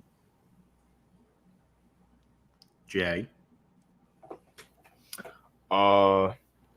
There might be some bias in this answer, but I'm picking the Packers to win this one. I just don't want to see Saquon Barkley win with the Eagles. it sound like I'm hating, but I can't. It's gonna hurt my heart to see it. So give me the Packers. On a serious note, I do think the Eagles got some questions to answer in that secondary. I do think the Packers win this game just by airing it out. Don't get me wrong, Josh Jacobs is a phenomenal running back, and the Packers O-line is pretty solid, but the Eagles' run defense, I feel, is one of the best in the league. So I feel like if you are going to beat this Eagles team, you have to throw the ball, which Jordan Love is excellent at. I think he was one of the best quarterbacks last year on big play situations for like over 40 yards. So, and the Green Bay wide receiver is incredible. You got Christian Watson, young guys like Romeo Dobbs. I forget his name. His last name is Dontavian Wicks. Dontavian Wicks. I think that's a really good receiver room against a shaky Philadelphia secondary. So I'm gonna get the Packers in this one. They're gonna be throwing the ball a lot. Give me 28-21. So the Eagles did not end the season well last year at all. They looked like the worst team in football at times. They lost to a 3 or 4 win Cardinals team last season on New Year's Eve. They lost to the Giants in Week 18 convincingly. That carried over into the playoffs, where Baker Mayfield looked like the second coming of Joe Montana. I think Jordan Love is really good. Do I think the Packers are a little bit overhyped? Sure, because they're young and they're inexperienced. But this game's not in Philly. Cooper DeJean and Quinyon Mitchell both listed as questionable. So I'm going to side with Green Bay here in this one. I'm going to go even lower than that. I think this game finishes in the high teens.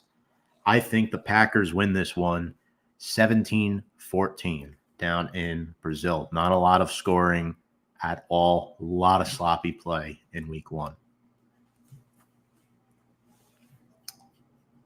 All right. Next up, Noah, your Falcons. So I'll let you go first again here. Favored by 3.5. Kirk Cousins' Falcons debut. Does it go the way that he wants?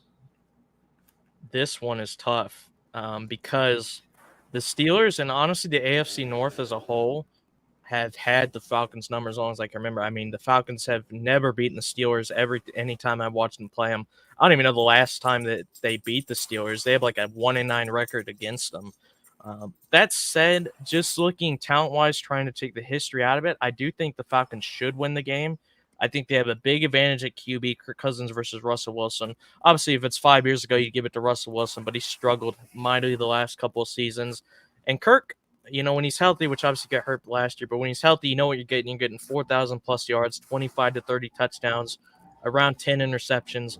That's more than enough for this Falcons team to win. They only need mediocre quarterback play to win. And they couldn't even get that last year, but they're going to have above-average play this year, I think. You got Bijan, you got London. They brought in Darnell Mooney, who I think is a really solid guy for a number 2. You got Kyle Pitts. Offensive line is improved. Defense is improved, and then they add to it. They got Jesse Bates last year. Now they add in Justin Simmons, who's a stud, by the way. I don't know how he was unsigned for that long. Trade for Matthew Judon to bolster the pass rush. You still got Grady Jarrett there. Zach Harrison comes in. I am a bit worried about Caden Ellis, though. He is questionable. I'm not sure he's going to play personally. That would be a big loss. I think it'd be close. I think the Steelers have good weapons. I like Harris. Obviously, I love George Pickens. Freiermuth is a stud as well. And the defensively, I mean, TJ Watt, they just extended Cameron Hayward today as well. But I'm going to go with the Falcons in a close one. I think this will be a more defensive game. I'm going to go 21-17 Atlanta. All right, Jason, what about you here? Are you going with Atlanta or Pittsburgh? I'll go with Atlanta on this one. They're at home. First game of the season. I feel like more to Noah's point. Kirk Cousins is the favorable guy in this matchup. Don't get me wrong. He's going against a very good secondary and a very good pass rush, but I feel like the weapons that were put in this year for the Falcons is going to give them a good chance. And then I'll just take Kirk Cousins, like his IQ and just his ability to make plays. I'm taking that over Russell Wilson. Even with Russell Wilson having the ability to extend plays from time to time, I'm just still taking Kirk Cousins' just field general IQ, knowing how to find guys open, and he has that grittiness to him that I like in quarterbacks. That when it gets tough, they're still gonna do whatever they can do to win the game. Whereas I feel like Russell Wilson is a little more reliant on who's around him. And I think Russell Wilson is definitely going to be tested in this game. He's going to be tested for sure. Not too much with that O-line, but he's got George Pickens as his number one wide receiver, who I feel like is really a number 2 right now. But we'll see what he does. They still got Najee, obviously. Yeah, give me the Falcons. I'm gonna say the Steelers' defense is tough, but I think Kirk gets it done. Give me. Yeah, I don't see Steelers scoring that much, so give me 21-10. October 22nd, 2006. Does that date sound familiar, Noah? Is that the last time they beat the Steelers? Correct. Yeah. Also, what resonates with that? Mike Tomlin's rookie year as an NFL head coach with the Steelers. Fun fact. That was fun. Offensively, I don't love Russell Wilson in this environment at Atlanta. Throughout his career, I believe Russ has been a little bit shaky on the road across the country back when he played at Seattle. I like Kirk Cousins here in this debut. You would refer to him as a meat and potatoes type of quarterback, a guy who cannot move for his life. He needs a lot of time to decide, but luckily he will no longer have Ed Ingram stepping on his toes up in Minnesota. This is not rehearsed, folks. I think you're going to see a lot of play action rollouts in this game. Drake London is going to be solid. Kyle Pitts finally has a guy that throws him the ball. Noah, last year when we went to see Florida and Georgia that weekend down in Jacksonville, right? That Sunday, I'm driving you to the airport. Desmond Ridder benched for Taylor Heineke on our car ride down to drop you off at MCO. Yep. And I said one thing to you. Atlanta wins this division with an average quarterback. Atlanta would have won the division last year with Daniel Jones at quarterback. Why? Because they have a good offensive line. They have a good Daniel Jones would have been the best quarterback in the NFC South last year. Maybe not Baker, but behind a good offensive line, he might have. Point is, Falcons win this game. Better quarterback play, better line up front. No, by the way, Bijan Robinson is falling in fantasy drafts like the back end of the first round, which is insane. This is a top 3-4 guy in fantasy this year, guys. Dude, I was so mad. I picked number 9 in one of my drafts, and I don't know how this happened. Both he and Breece Hall fell to the 2 picks before me, and they both went. I was hoping some idiot wouldn't take one of them. I was so mad, man.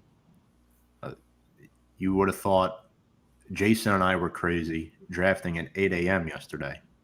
Oh, my God. 8 a.m. on Labor Day. It's always 7 p.m. for me, man. Something like that.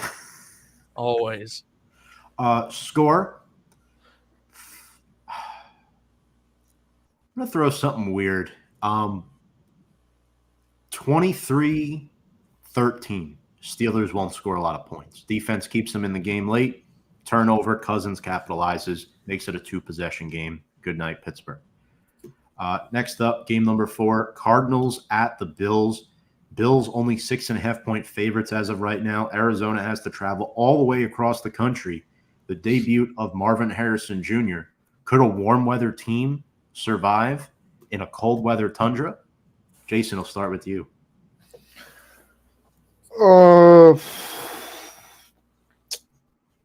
Now, you asked me this question last year, the Cardinals have no business even being in this game. But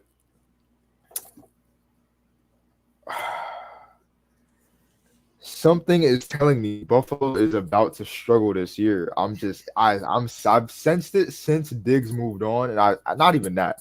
I've sensed it since after that AFC divisional game last year. It was horrible. I mean, like the way like they were struggling to move the ball against the Chiefs defense, and then the missed field goal. I just feel like it's all went downhill from there. Granted, they did bring in Keon Coleman, and Curtis Samuel.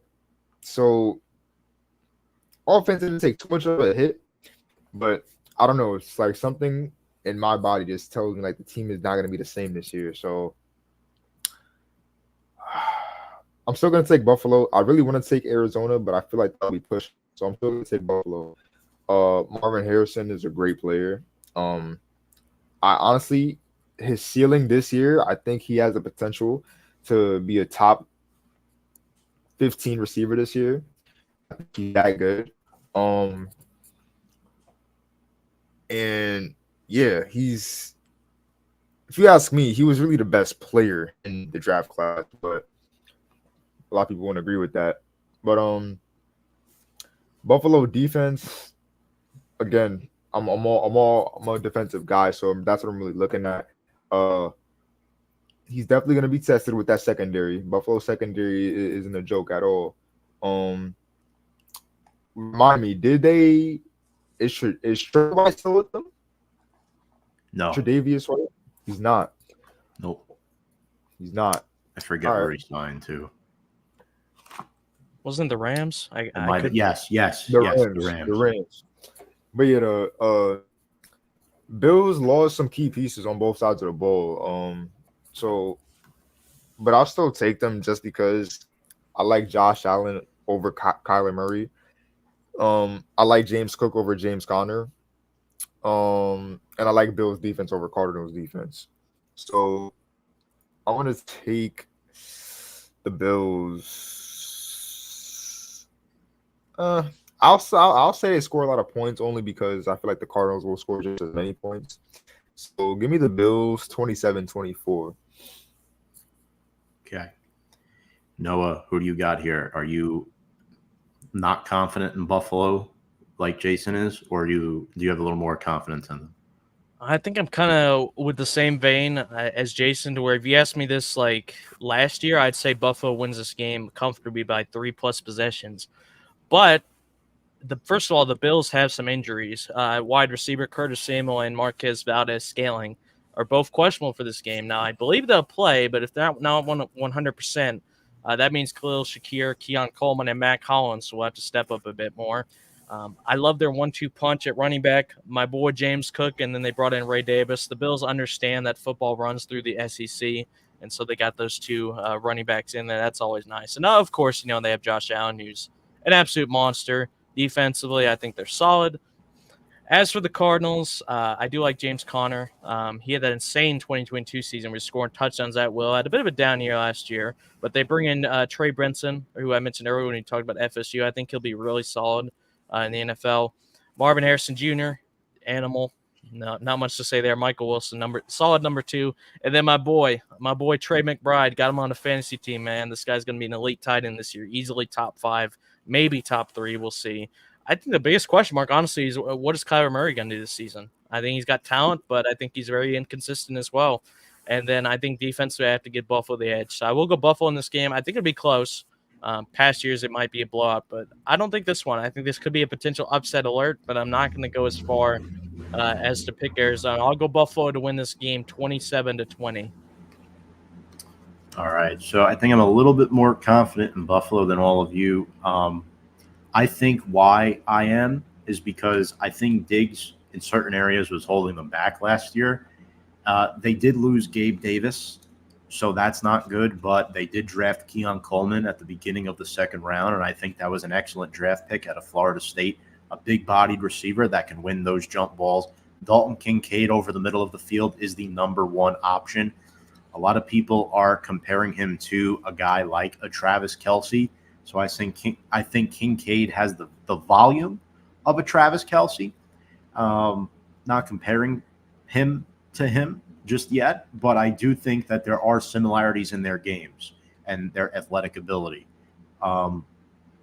Yeah, look, the defense might have taken a step back. They lost a lot. They lost Boyer, Hyde, White, you name it. Matt Milano's out for the first month of the season at least. So there's going to be some issues there, but you still got Greg Rousseau, DaQuan Jones, and Ed Oliver up the middle. Buffalo wins this game. Final score 31-17 for Buffalo. I'm a little bit more confident in this week 1 game. Titans at Bears. Chicago's favored by 3.5 at Soldier Field. Caleb Williams makes his NFL debut as a starting quarterback for Chicago. And Will Levis with the Titans on the road, led by new first-year head coach Brian Callahan, former OC of the Cincinnati Bengals. Jason, you're on the clock.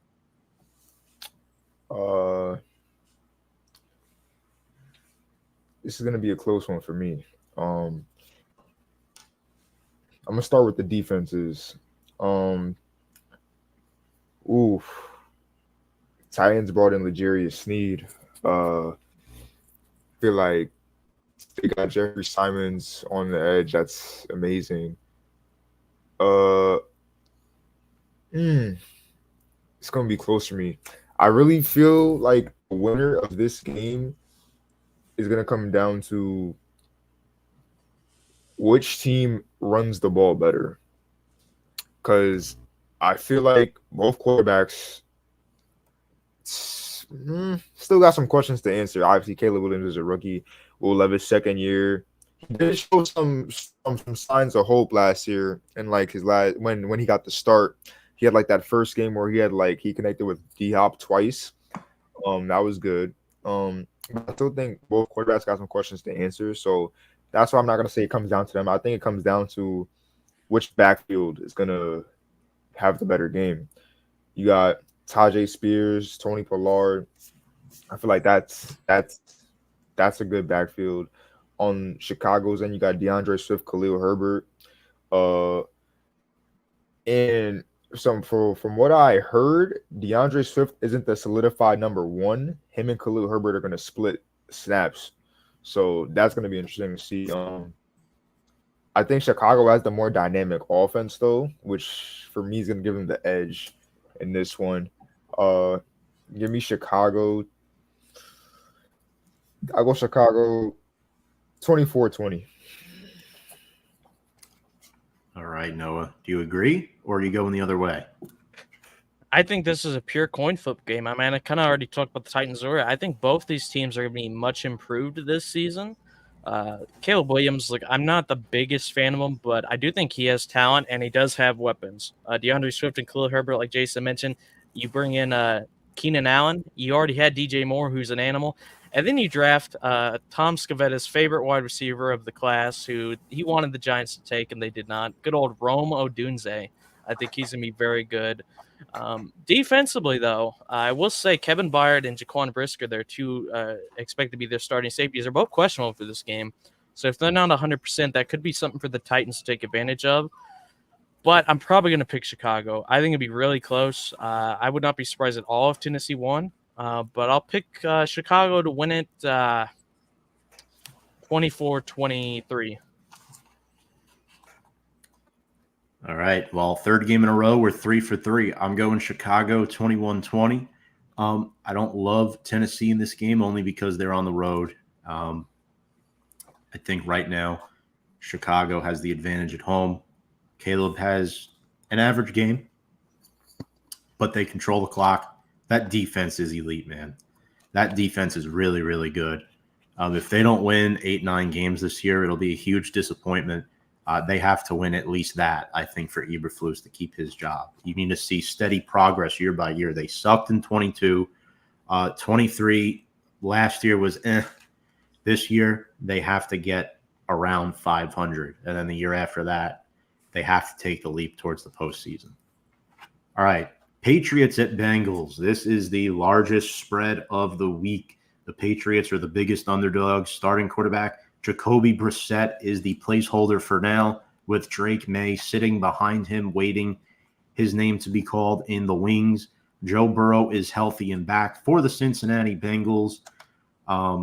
Still contract discussions with Jamar Chase. He is the next receiver in line to be paid now that CeeDee Lamb and Brandon Ayuk are done. Noah, going with you here. I'm pretty high on the Bengals this season. Does New England have any chance? I personally don't think so. I think if one of their other quarterbacks like Drake May or Joe Milton was playing this game, I might give them a shot because they're at least kind of unknowns. We all know what Jacoby Brissett is. I mean, he's a respectable, higher-end backup, fringe spot starter type of guy. He's not a guy you want starting the season on the road at Cincinnati. With Joe Burrow coming back from injury, I think the only hope New England might have is if Joe Burrow still isn't 100%, but I think he will be. And, I mean, obviously the weapons are just absolutely loaded there. It's not even a comparison. Even though I will say I do like Jalen Polk. For the Patriots, I really liked him at Washington. But I mean, Jamar Chase and T. Higgins, they got in Zach Moss as well. Mike Gesicki, another decent addition for them as well. I don't think they have any shot. I think this is probably the first one I picked that I think will be one side. I'm going to go Cincinnati to win this one, 31-14. All right, Jason. Yeah, I think this is the highest spread game for a reason. Patriots, their offense. That's what it is for me. Their offense. It's not. It can't compete with a team like Cincinnati. And Cincinnati's offense is just too much for Patriots defense to handle, in my opinion. Joe Burrow back healthy. Jamar Chase, we don't know what the situation is with him, but most likely getting his money and hopefully is a suit up for week 1. And if he is, that just, I feel like, increases the spread even more. Not too much to say. The spread is the spread. I got Cincinnati in a landslide. I got Cincinnati 37-10.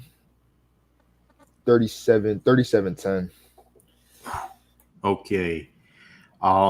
Yeah, the only bright spot of the Patriots offense is probably their rookie quarterback and then Jalen Polk, the receiver out of Washington, who I happen to really like. Cincinnati, they signed Zach Moss. They got Chase Brown entering his second year. I think that's a viable 1-2 punch in the backfield. I think Chase Brown eventually overtakes Zach Moss. I think there's going to be some big passing plays made in this game against that vulnerable Patriots secondary. Gerard Mayo's debut as head coach won't go as planned. Unfortunately, the Bengals are going to ride them out of town. This is probably the worst team in the NFL this season, if I had to guess. And it's crazy we're saying that 4 years after Tom Brady's departure. But Bengals win this game 34-7.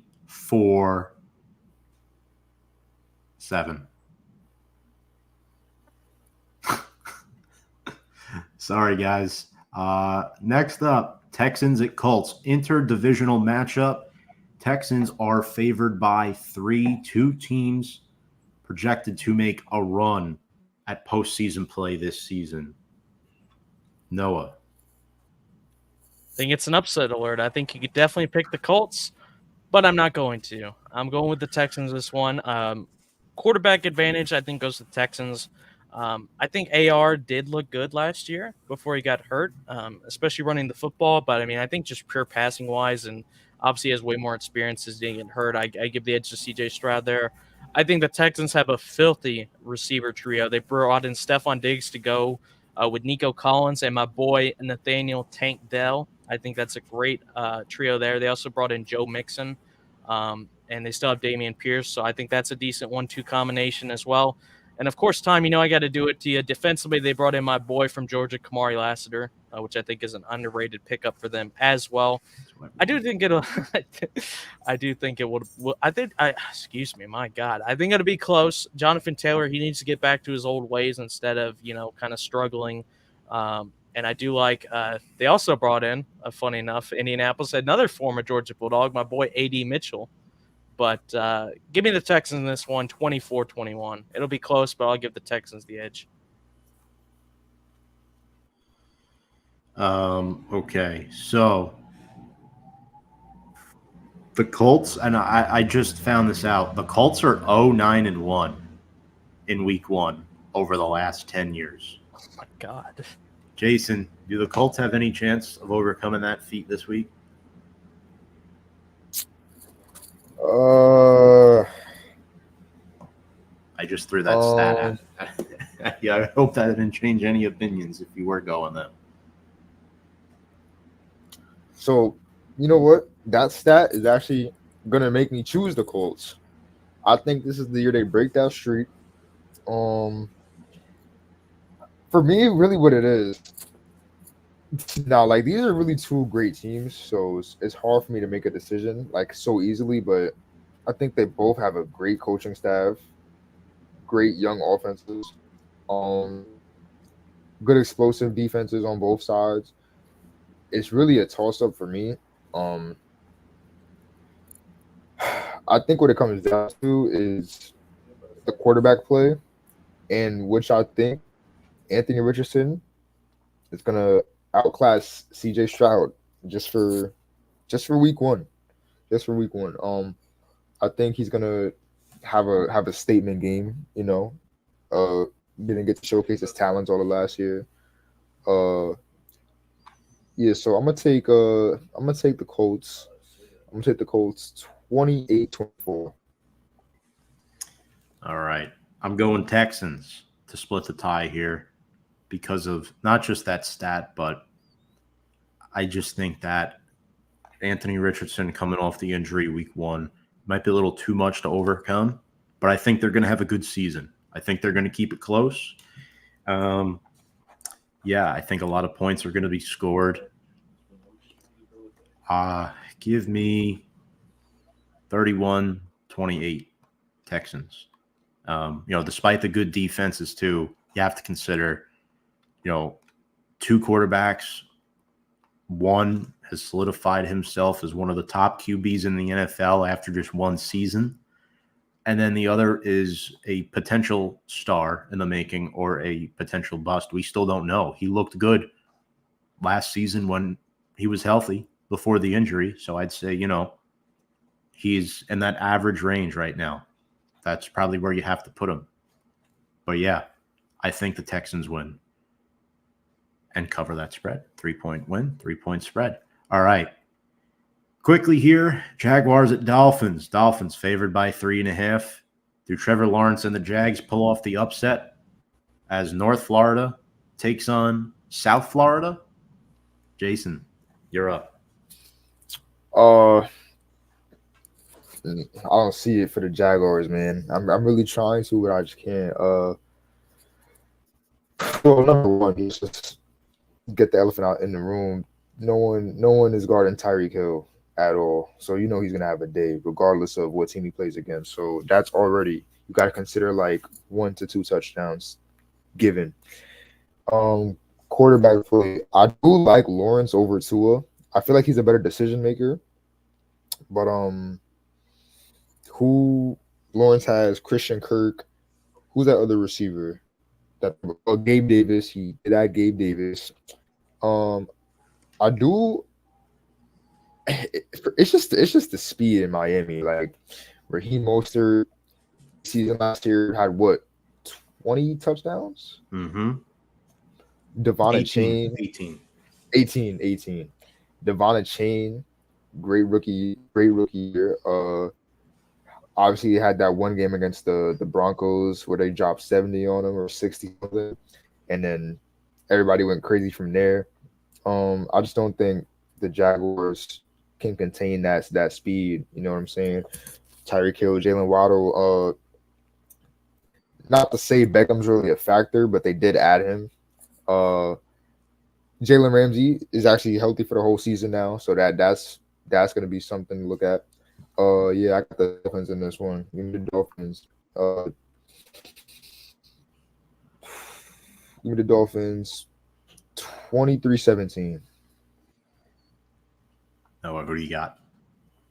Another close one. I'm probably going to go with the Dolphins, though. I think they have better skills positions. I mean, Tyreek and Waddle, in my opinion, win that by themselves. Although I will say, I think the Jags have a solid top 3 receivers and a guy that Jason did not mention, Brian Thomas, the rookie out of LSU. I think that guy's going to be an animal in the NFL.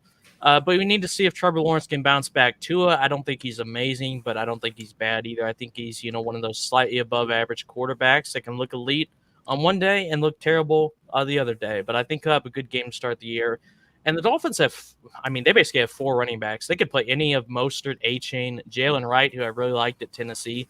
And Jeff, you have good running back depth when Jeff Wilson, what I'm looking at, is 4th on their depth chart. That's just crazy.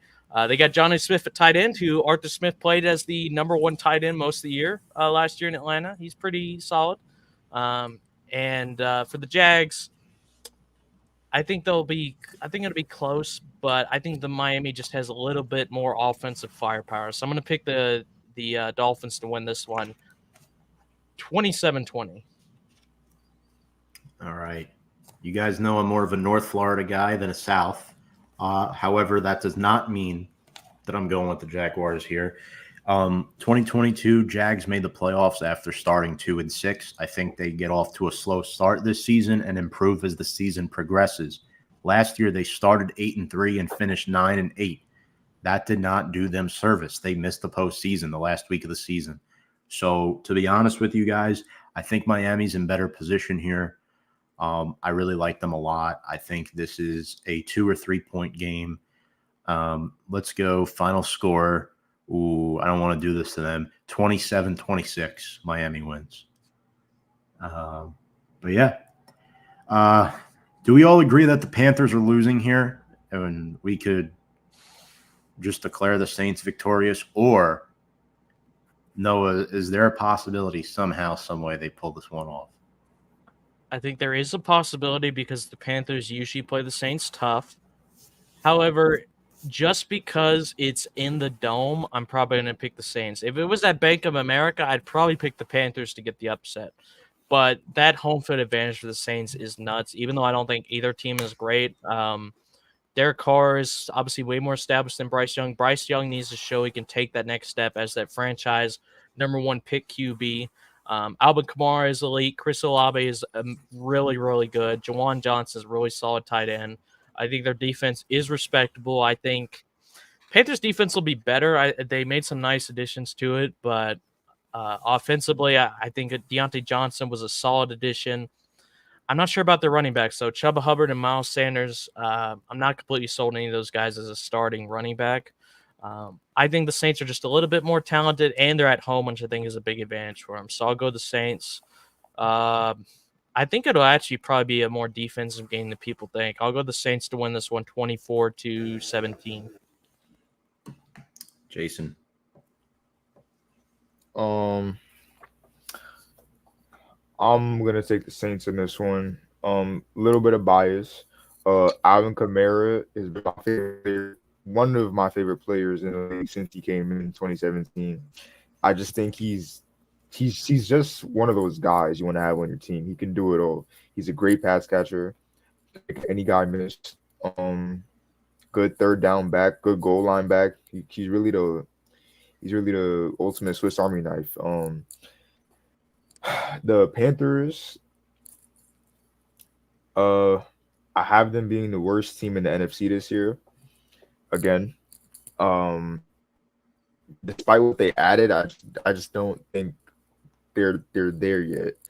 Bryce Young, let's see if he picks it up this year. They did bring in Deontay Johnson, which I think is going to help him out a little bit, but the O-line needs to improve. The defense needs to improve. They lost Brian Burns. I think the Saints have them in every position, honestly. Give me the Saints. I do agree with Noah, though. It's going to be more of a defensive, like, nitty-gritty game. Give me the Saints 17-10. Okay, so I'm also going Saints, but look, Panthers spent a lot of money in the offseason on that interior offensive line. Robert Hunt commanded about $10 to $12 million a year. Austin Corbett, center, coming in from the Rams and the Browns, and then Damian Lewis from the Seahawks. This is what bad teams do. They overpay in free agency for average players, and that's what the Panthers are doing here. I don't like the moves made by GM Dan Morgan. I think they should just try to be what they are, which is not a good team. Again, obviously fight to win every game, but don't go in and spending all this money to produce a mediocre roster. I mean, Deontay Johnson, and then they drafted Xavier Leggett. You already have a veteran receiver in the room in Adam Thielen, but Mingo and Leggett are two guys that are promising, but the Saints, just a better team. They're at home, like you guys said. They're going to win this game. Final score 20-10. And that brings us to Jason, our beloved New York Football Giants, kicking off the 100th season of New York Giants football. At MetLife Stadium, the Vikings are 2-point favorites. Sam Darnold returns home to MetLife, and Daniel Jones returns to under center. Who do you got?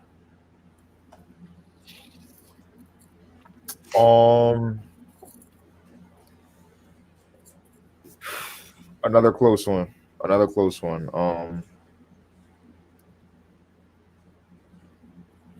I'm gonna get no bias. I'm taking the Giants. This is why. Even with JJ McCarthy, I would have still taken the Giants. But I just feel like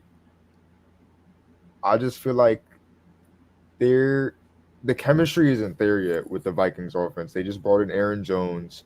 They have Justin Jefferson, Jordan Addison. TJ Hawkinson won't be playing for like the first half of the season. So their offense definitely does take a hit there. Obviously, McCarthy went down, so they have Darnold starting.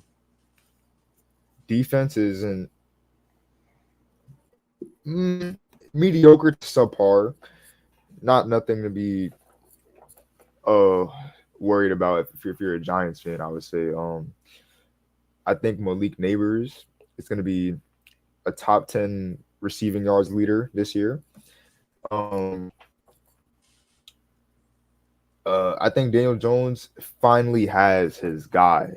Like, we've had Kadarius Toney. He wasn't the guy. Jalen Hyatt is a good 2 to 3. Malik Neighbors is a bona fide number 1, and Daniel Jones now has that. And I think we're gonna see a different offense for sure this year. We brought in Brian Burns. We love him a lot. Deontay Banks, second year. I think he's gonna take a big leap to being the top 15 corner. Bobby Okereke had a great season last year. Isaiah Simmons, for what we got him, for when we got him, he did his job for the most part. Our front four is great. You know what I mean? We got the best defensive tackle in the division, I think, in Dexter Lawrence. I think we win this game. I think we dominate on both sides of the ball. Yeah, give me the Giants. 28-21. We win by a touchdown. All right. Noah, who do you got here in this one? Man, this is that one game to where I don't really want to pick either team, and it's, hold a gun to my head, I'll choose someone. I gotta be honest, guys. I know you guys are Giants fans. This is probably like the most boring game of the week by far. I'd rather watch the Miami Redhawks play the Ohio Bobcats than watch this game. But I got to pick somebody. So I guess gun to my head, I'm probably going to pick the Vikings just because they have Justin Jefferson and Jordan Addison. And I don't think the Giants have any offensive weapons like that. I do think Malik Neighbors will be good, but the Vikings have Jefferson. He's elite. He's a top 3 receiver in the NFL easily. Sam Darnold versus Daniel Jones is personally a very uninspiring quarterback matchup. I think it's going to be the battle of mid, in my opinion. If J.J. McCarthy was playing, I'd probably pick the Vikings to win by like 10 or something. I think this is a field goal game. I actually think it's going to be very low scoring. I think the defenses are pretty decent, and the offenses, I don't know. I think they'll stall a bit. So I'm going to go the Vikings to win this one, 13-10. All right. So I disagree as far as saying it's going to be a terribly watched game. First game, 100th season kicking off. MetLife is going to be rocking. I think it's going to be one of the most watched games this upcoming Sunday because it is New York, New Jersey, metropolitan area. Unbiasedly, I don't know how good of a season it's going to be. There are a lot of question marks first at the quarterback position with Daniel Jones. How will he look coming off the ACL injury and the neck injury? There's a lot of questions there. The team has downgraded at running back Saquon Barkley to Devin Singletary. Receivers, Malik Neighbors, Wan'Dale Robinson, Jalen Hyatt, Darius Slayton. That's a better room on average than what the Vikings have outside of Justin Jefferson. They lost KJ Osborne. TJ Hawkinson is out. He will not play. Obviously Sam Darnold is starting. And personally, that defense is going to fluster Sam Darnold. I think Dexter Lawrence dominates the line of scrimmage. But the one thing that concerns me, that Deontay Banks-Justin Jefferson matchup is going to be, I think, fun to watch. I think Jefferson definitely has the edge, but we'll see if the chemistry is in sort with Sam Darnold. But yeah, I'm going to go with the Giants here in this one. I'll talk about it more tomorrow night on Big Blue Avenue as to why. I think the Giants are going to win this game. I think they're going to score over 20 points. I think the Giants are going to win this game by a final score of 21-16. And then the Giants will win straight up and cover that Minnesota -2. Yeah, so let's move on. Raiders at the Chargers. Another matchup, AFC West, another divisional matchup. Jim Harbaugh, Chargers head coaching debut. Justin Herbert is back. New backfield, Gus Edwards, J.K. Dobbins. Noah, we'll start with you here. Who's winning? Who's winning is me, because no matter what happens, either Brock Bowers or Ladd McConkey are going to start their NFL career 1-0. But unbiased, I think the Chargers win. I mean, Gardner Minshew is he's a decent spot starter. I don't think he should be your long-term starter. And Aiden O'Connell, kind of the same thing. And Justin Jefferson, I know he had a lot of people are kind of jumping off the Justin Jefferson ship. I am not. I think he's going to do really well this season. He's very talented. They brought in Jim Harbaugh. He's got to throw to. He's got Ladd McConkey, Josh Palmer, DJ Chark. He's got good running backs in Gus Edwards and J.K. Dobbins. My question is Quentin Johnston, because to be honest, he's looked like an absolute bust so far, even though he's a beast at TCU. He's dropping passes all over the place. Can he get it going, or will it be more the same for him? Their line, Rashawn Slater's an animal. Your guy, Joe Alt, I'll throw him in there for you, Tom. He's going to be very good in the NFL as well. Defensively, they got superstars. They got Khalil Mack. They still have Joey Bosa there as well. I think Perriman's a really solid, underrated linebacker. Derwin, when healthy, is really good. Asante Samuel Jr. as well. On the other side, I think it'll basically be Devontae Adams. My boy, former Georgia Bulldogs, Zamir White will probably be starting this game as well, and obviously Brock Bowers. But plain and simple, I think the Chargers are way more talented, although Max Crosby is a stud.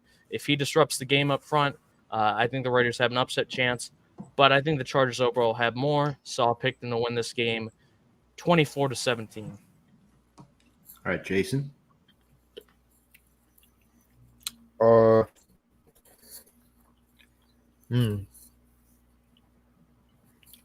Close one for me.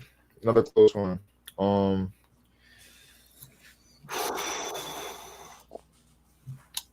For me, both very similar offenses, aside from the quarterback position, I think. I'm gonna have to go with the Chargers. I don't like Minshew in this matchup against that defense. Asante Samuel Jr., I think, is the most underrated corner in the league. In coverage, I like him. Obviously against Devontae Adams, but against most receivers, I like him in coverage. Derwin James is just a beast at safety. He's disrupts the run game a lot. Khalil Mack, Joey Bosa off the edge. That's going to be a lot to handle. Raiders' offensive line is solid, but I'm taking the Chargers pass rush over that any day. Yeah, the Raiders' offense outside of Devontae Adams to me just isn't too convincing. You know what I mean? Devontae Adams.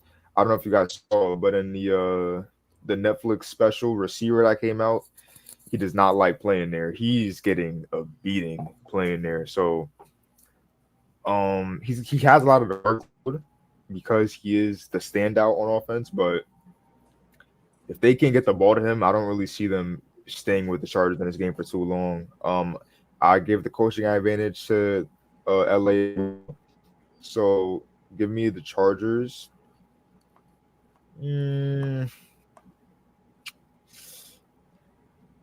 I'll say nothing more than 10 points. The Chargers 28-18.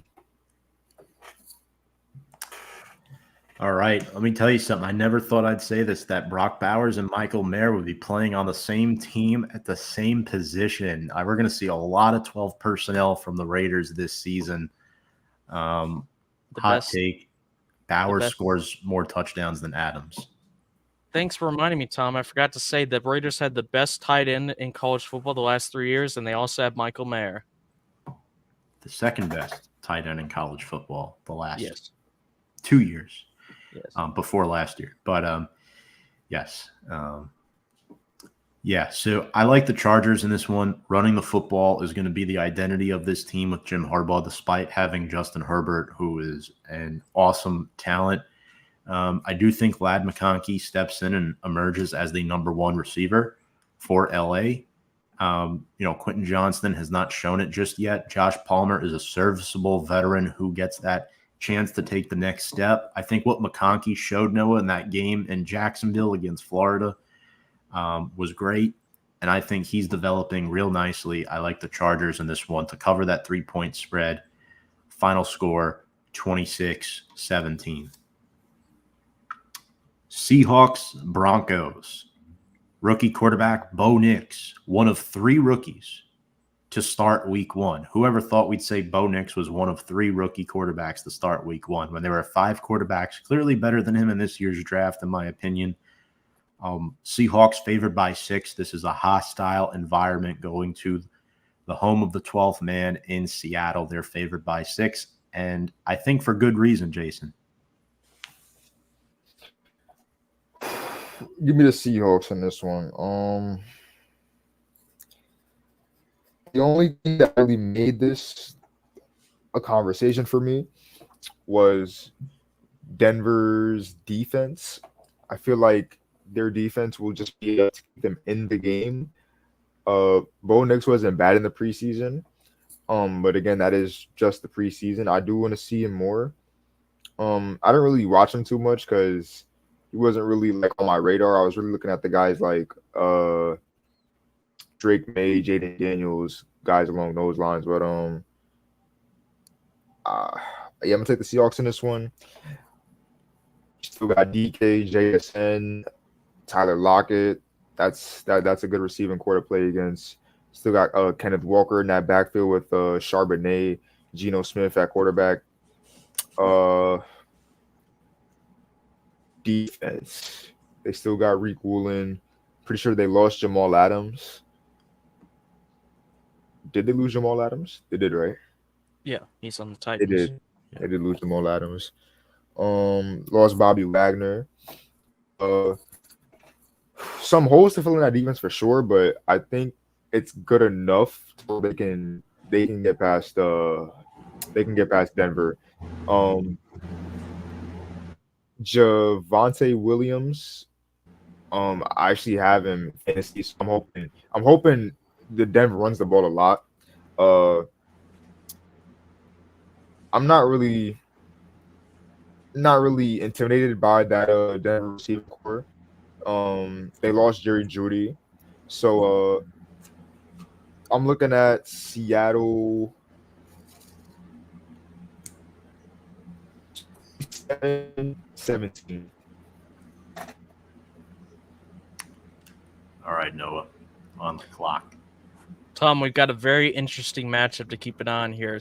Two running backs that are third on the depth chart that were stars in college football.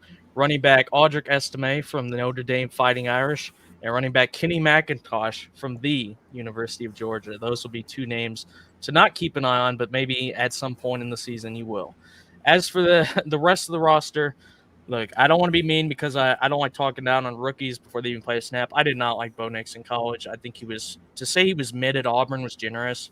I know he had a great season at Oregon, but I mean, let's be honest. Pac-12, now the Pac-2, is a conference where there's very little defense, very high-flying offenses. I mean, you can throw if you're a talented player and you have a good arm, you can throw 40 touchdowns like Bo Nix did.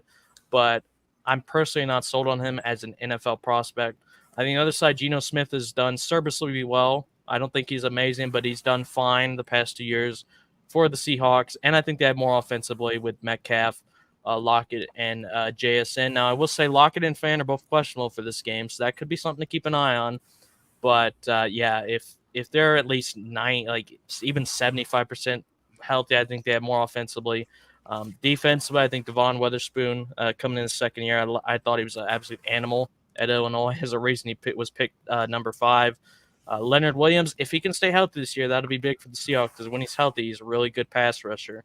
I'm going to pick, and they're at home as well. The 12th man advantage is always big. So I'll pick the Seahawks to win this one. Final score 24-10. Now, let's remember, Noah, you did at one point last year declare Bo Nix as your Heisman favorite for the University of Oregon. I did. Yeah. Saying that will not translate to the NFL, potentially, or at least in this game. I like Seattle, too. They're the better team right now, although I do think Sean Payton might have something up his sleeve out in Denver with Bo Nix because his mechanisms are a lot like Drew Brees, but let's be real. Bo Nix is a very, very, very, very, very poor man's version of Drew Brees. In my humble opinion. Seattle wins, final score 22-19. All right, next up. Browns host the Cowboys. I believe this might be game of the week. I believe Tom Brady is on the call for this one. Browns favored by 2.5 at home. Noah, who do you got? Do you like Dallas on the road here, or will the home team find a way? I've got Dallas in this one just because I'm really not sold on Deshaun Watson. I think it's been an absolute disaster ever since he's gone there. They do have talent. Jerome Ford was amazing stepping in for Chubb last season, who will be coming back. We don't know how healthy he'll be, but, I mean, if he's even close to healthy, I mean, Nick Chubb is an animal as well. Amari Cooper, solid number 1. But, again, it all comes down to Myles Garrett's a stud on defense. But, again, it all comes down to Watson. And, look, whether people like Dak or not, I know, you talk about the playoff chokes, and I get that. In the regular season, he's very good. Definitely has been way better than Deshaun Watson in the past 2 to 3 years. My only major concern with the Cowboys offensively is, as you said, the offensive line is going to be more inexperienced this season. And I don't like their running backs. I think bringing back Ezekiel Elliott is a pure desperation move. I think they would have been better off just trying to keep Tony Pollard if they could. Rico Dowdle, I think, is a solid receiving back. Dalvin Cook is another desperation signing. But they still have CeeDee Lamb. Brandon Cooks is always underrated, flies on the radar. Jake Ferguson, underrated tight end.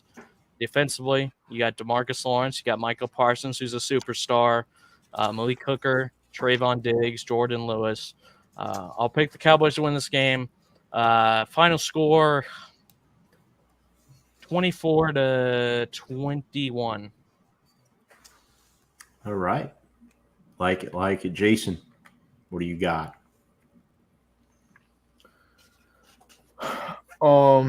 Give me the Browns in this one. 2 words. Denzel Ward. He has been one of my favorite corners to watch, especially when he's put up to the test against number 1s. He's a corner I personally look up to, and I watch him a lot because he's amazing. I feel like if he has to, he can easily take CeeDee Lamb out of the game. I've seen him do it against Jamar Chase. I've seen him do it against Deontay Johnson, the players, in his division. I've seen him do it against like the big name receivers. I like that matchup. So I feel like if CD gets kind of contained, uh, the Browns have a good chance. Granted, I would take Dak over Deshaun, but I feel like the Browns defense is just a little overall the Cowboys defense. You know what I mean? So give me the Browns. And I do like so outside of CeeDee Lamb, I like the Browns 2 and 3s over the Cowboys 2s and 3s. So yeah, give me the Browns.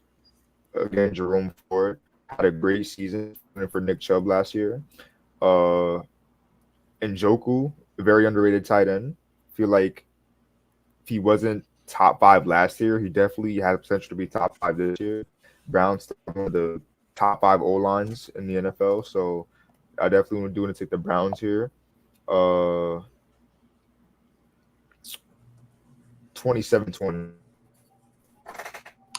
All right. Browns have a really good offensive line. Cowboys supposedly 2 on paper. Browns are a little more experienced though there. Dallas better quarterback play. I love Dalvin Tomlinson. I always have. I think Dallas is going to struggle to run the football. I think Njoku scores the game-winning touchdown to help the Browns win by 3. I love my tight ends. I got Njoku as a backup in one of my leagues, and he helped me win one last season.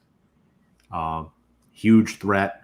Amari Cooper, too, is there. I love Cedric Tillman out of Tennessee. I hope he develops this year. Elijah Moore, solid players all around. Give me the Browns. Final score, 24-20. And that will bring us to the Bucks and the Commanders. Noah, we'll start with you here on this one. Bucks are favored by 3.5. Do the NFC South champions go up 1-0 on the Commanders, or do your sleeper team in the NFC pull this upset off? Look, man, I got to be honest. I think the Bucks are a deserving favorite. I do think they have a better roster, but like you said, I'm riding or dying on this Jaden Daniels ship, man. Either he's gonna be a bust, and the ship crashes and I drown at the bottom of the ocean, or we're smooth sailing, cruising around the world. And I got to be honest, I'm going with the Washington just because of Jaden Daniels. He's got solid weapons. Now, I will say I think the Bucks have really good weapons as well, but my main concern with them is Baker Mayfield in his career. Go look at his stats. He has never had 2 good seasons back to back. He's always had good season, good season, and so on. And he was good last year. Can he show for the first time in his career he can do it back to back? He's got the weapons to do it. Rashad White, my man, I drafted him on my fantasy team. He's a great all-around back, running and catching. Mike Evans, Chris Godwin, and then a very underrated draft pick, Tom, 3rd rounder, Jalen McMillan was an animal at Washington. He's going to be very good as well. And Kate Otten. But I'm going Jay Daniels, man. What can I say? I understand why people pick the Bucks. I think they're a slightly better team. But I'm riding or dying with Jay Daniels. I think he's going to be a superstar in the NFL. Give me Washington, 27-20. All right, Jason. Do you like Washington as well?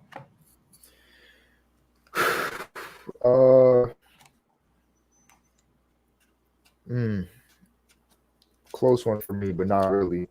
I do like Washington as well. Not too high on Rashad White out of Tampa Bay.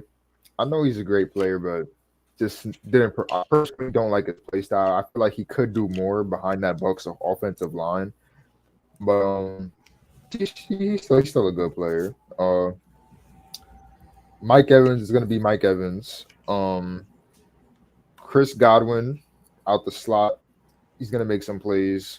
The Bucks did lose Devin White, I'm pretty sure. The Bucks lost Devin White. So wasn't a good pass coverage guy, but was a great run stopper. So I feel like that's a little bit of a hit for them in the run defense. Bucks secondary has been good for like the past 2, 3, 4 years. So that's gonna be something to look at. I really think the game is like Noah said, really, it's just Jaden Daniels. I think his rushing ability paired with Brian Robinson and Austin Eckler is going to be a lot. I think I think the backfield is what wins the game for Washington. They got Brian Robinson, could pound it all game, and then they got a good third down back and Austin Eckler, good pass catcher, good in the open field. Um, yeah, give me Washington in this one. Mm, 21-13. All right. So guess what? I also like Washington in this game. I think Jaden Daniels has an outstanding debut as a rookie for the Commanders, and I think although their offensive line has some struggle, I think this was the one upset that I wanted to lock in for the week from the get-go, and that's what I'm going to do. Tampa Bay is a solid team. They have a lot of returning players. Majority of their roster, there is a stat, I think 78% of their roster is homegrown, being that they don't have a whole lot of free agents. They're one of the top two teams in the league. It's them and it's the Baltimore Ravens are the two teams that are mostly homegrown. So definitely excited for them and their offense. But in this game, guys, yeah, I think Washington's going to pull it off. There's going to be one game this week that is like, team comes out of nowhere and wins, and what do you know? All three of us wound up taking it. So maybe it's not, we're just going to come out of nowhere and win. It's like, there's real traction behind this. Washington's going to win. So final score. Throw me a wish, 23-22, guys. Washington. All right.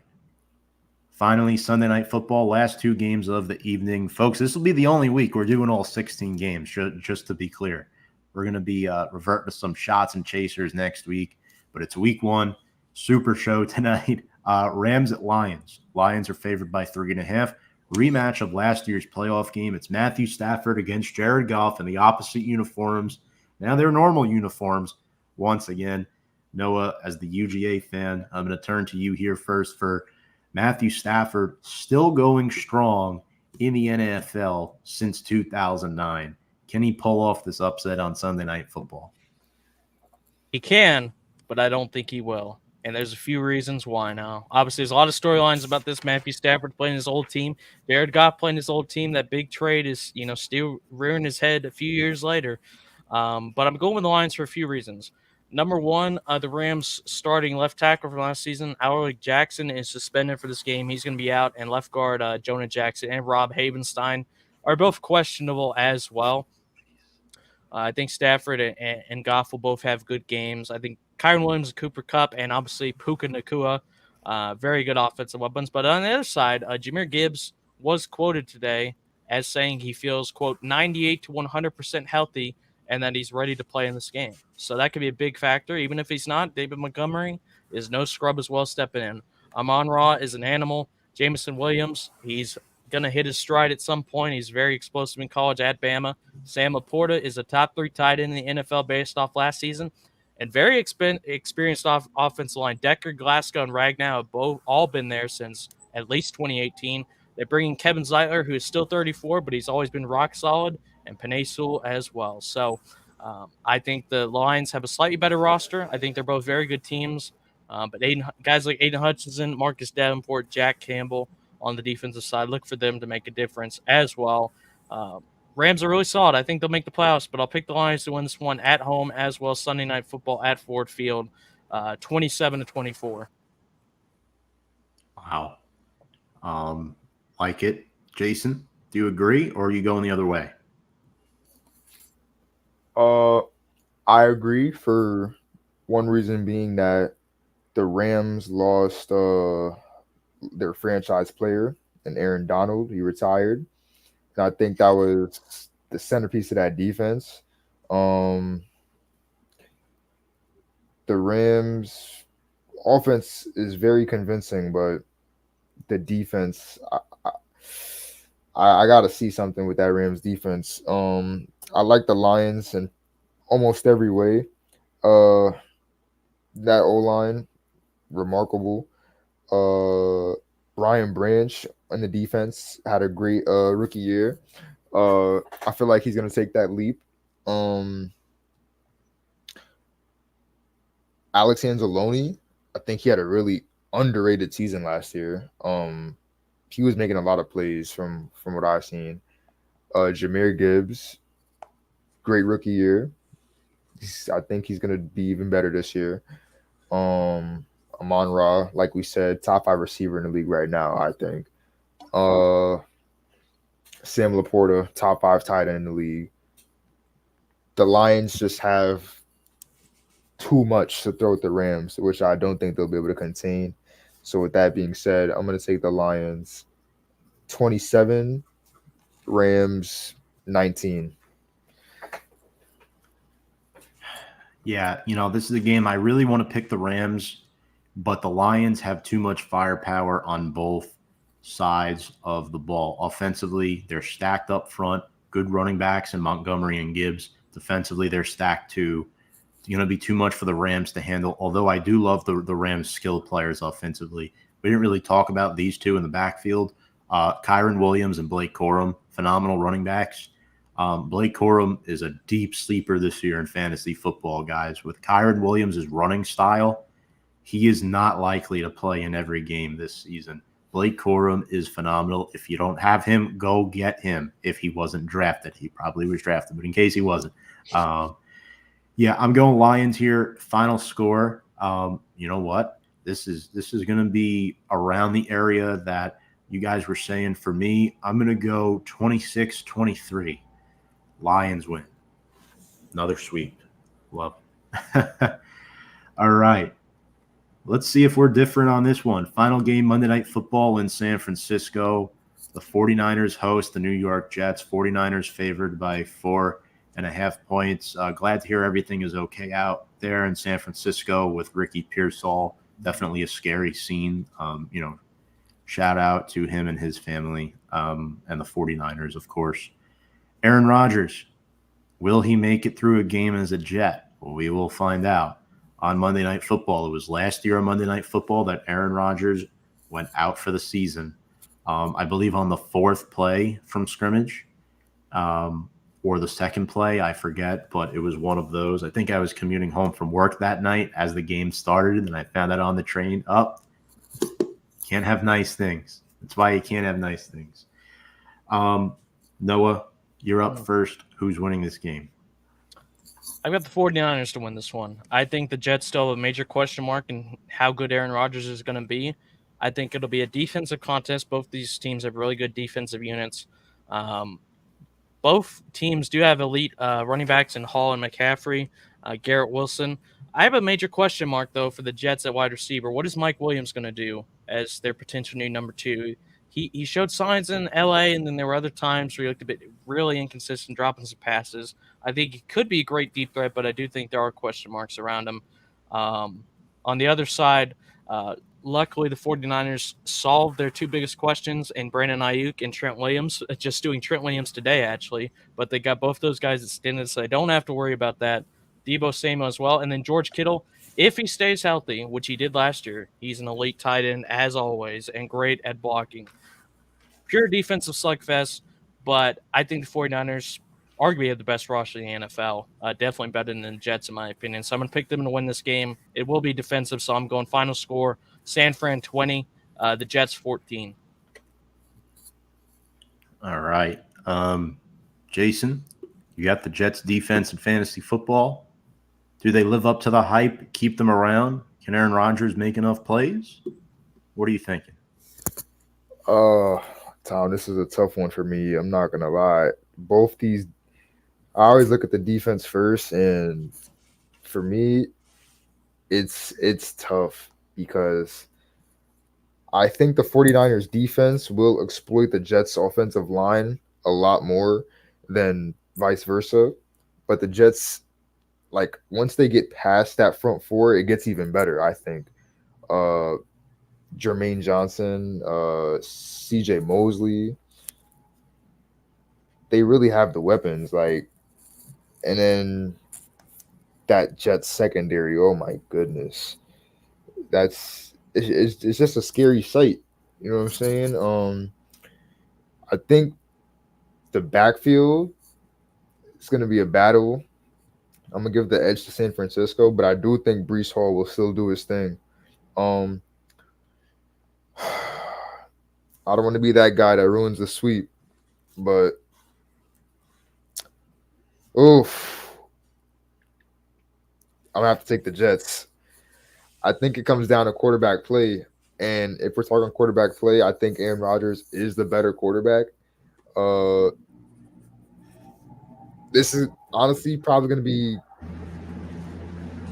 even though this isn't the listed game of the week, I think this is gonna be the game of the week for me. Yeah, this is as soon as I get home from practice, everything is second to this game. This is really going to be a game where we see like if the Jets defense is what it is on paper, and if the 49ers are on the same track that they've been on for the last 2 or 3 years, and if Brock Purdy, and now I want to see if Brock Purdy, is he really a top 7 to 10 quarterback, or is he just put in a great system? So I think that question has to be answered, but I'm gonna give it to the Jets. Defensive game, but still two very good offenses. So I think it's gonna be kind of a shootout. Give me the Jets 30. Give me the 49ers 26. 30-26 Jets. Final game of the night. It's going to be pretty interesting. I'll tell you that. That was terrible, man. Come on. We're going to find out on Monday Night Football if the Jets are a legit playoff team, in my opinion. The Jets have not made the playoffs since 2010. Devour that. It's tough. It's tough. I think the 49ers are pissed off with the way last season ended. They should have won that game. They just managed it terribly. But the 49ers are going to win this one, in my opinion. I thought about the Jets for a minute. I seriously considered taking them. I think they're going to have a really good season. I think they'll finish above 500. But for week one, 49ers win. They're at home. So give me a final score. 49ers 25, Jets 23. Final score. I think they keep it tight. And that's the way our week one picks will end. Oh boy. And there's still one thing left to do. Early Super Bowl predictions. We're going to switch this up. I'm actually going to go first here. So I think the Philadelphia Eagles will make it back to the Super Bowl. Will make it back to the Super Bowl. Reason being, I don't like a matchup between them and the 49ers in the NFC Championship game. We saw what happened 2 years ago. But I think they're losing the Super Bowl. 2, the Cincinnati Bengals. Book it. Bengals over the Eagles in the Super Bowl. I think the Bengals should have won the Super Bowl 3 years ago, but they did not. This time around, I think their defense is a lot better, and I think that's what's going to carry them as far, and I think Burrow will make enough plays. Look, guys, I don't want to pick the Chiefs for a three-peat. I just can't do it. There's never been a three-peat. I don't want to see it. I don't think it will happen. It's so hard to repeat in its own right, let alone three-peat. It's going to be very, very tough. I thought about the Baltimore Ravens as well. But there's something about the Bengals, man. I saw Chris Sims' projections today, and he had them as a 1 seed in the AFC, and I was like, what the hell? I thought they were going to be a wild card and run the table, but I'm starting to think they have a shot at winning that division. It goes back and forth now between them and Baltimore. You know, those are arguably the two best teams in the AFC outside of Kansas City. So, yeah. Had to throw some spice in there.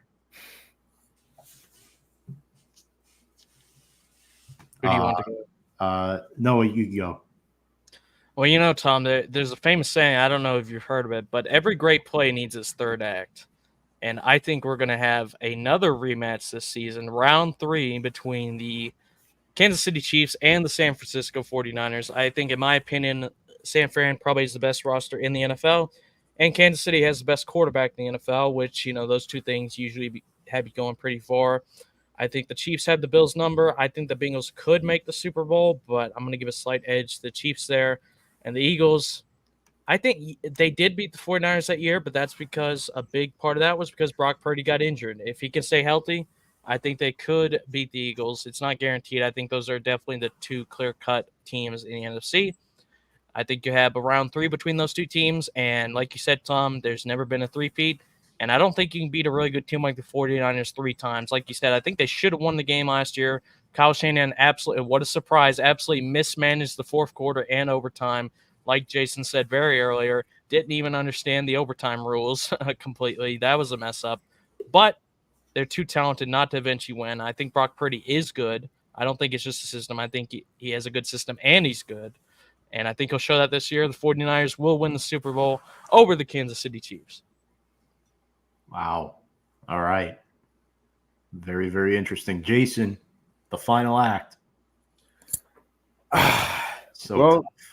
Tom, it was a year ago today, on this very day, when I predicted the 49ers and the Chiefs were going to be in the Super Bowl.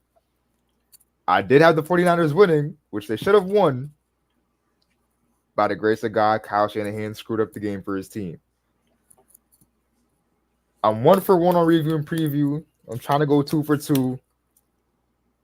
Give me the Kansas City Chiefs going back to the Super Bowl. I do think it's going to be close. I think it's going to be Chiefs. If not the Ravens, the Bengals, and the AFC Championship. I really think it's going to be another game like 2023. Offensive shootout coming down to like the last few possessions. If Mahomes and Kelsey are clicking, I really don't see them losing to any team. I have them making it past the Bengals in the NFC. Give me the Detroit Lions in the NFC Championship going up against the San Francisco 49ers, where I think the Lions are going to the Super Bowl and they're going to face the Chiefs. And we see the first three-peat in NFL history. And I actually have Super Bowl MVP going to a defensive player. Whoa. Okay, let's hear it. I think the Super Bowl MVP is going to be my man Stone Cold Jones. I think since Aaron Donald leaving, he's the unanimous best defensive tackle in football. I think he was even the best defensive tackle while Aaron Donald was still here last year with those last 2 years. He got the money he deserved last year, well deserved. He pretty much had the game-winning play back in that 2023 AFC Championship against Joe Burrow. He sacked him. I think I really want San Francisco to be back. To be back in the Super Bowl. I just think Detroit, I honestly feel like they should have won the game last year. They came out hot, and then what were they up 21-7? And then you can't lose games like that. I'm sorry. Good old Detroit. I love Dan Campbell's aggressive style of coaching, going for it on fourth down. I think that's what wins you playoff games like that. Taking the high risk, high reward kind of plays. I don't know if Detroit could hang with Kansas City in the Super Bowl. It's gonna be exciting to watch, but I definitely got the Chiefs winning that Super Bowl. All right, so Jason has the Chiefs doing the three-peat. Noah has the 49ers getting their revenge. I have the Bengals for some reason beating the Eagles. I might have picked them because we've been on here for 2 hours and 41 minutes. And I don't know what I was thinking there with that, but who knows? I would like to see the 49ers or the Lions get back to the Super Bowl. That's what I would want to see happen.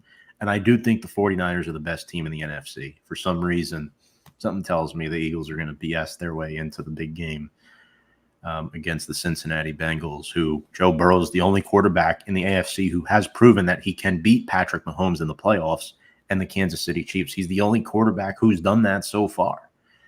So I'm just going to take that to be a little bit different. I would not be surprised if it's the Chiefs again.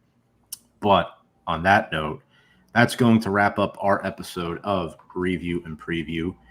2 hours, 42 minutes later. This was a long show. This was our week 1 super show previewing all the NFL games.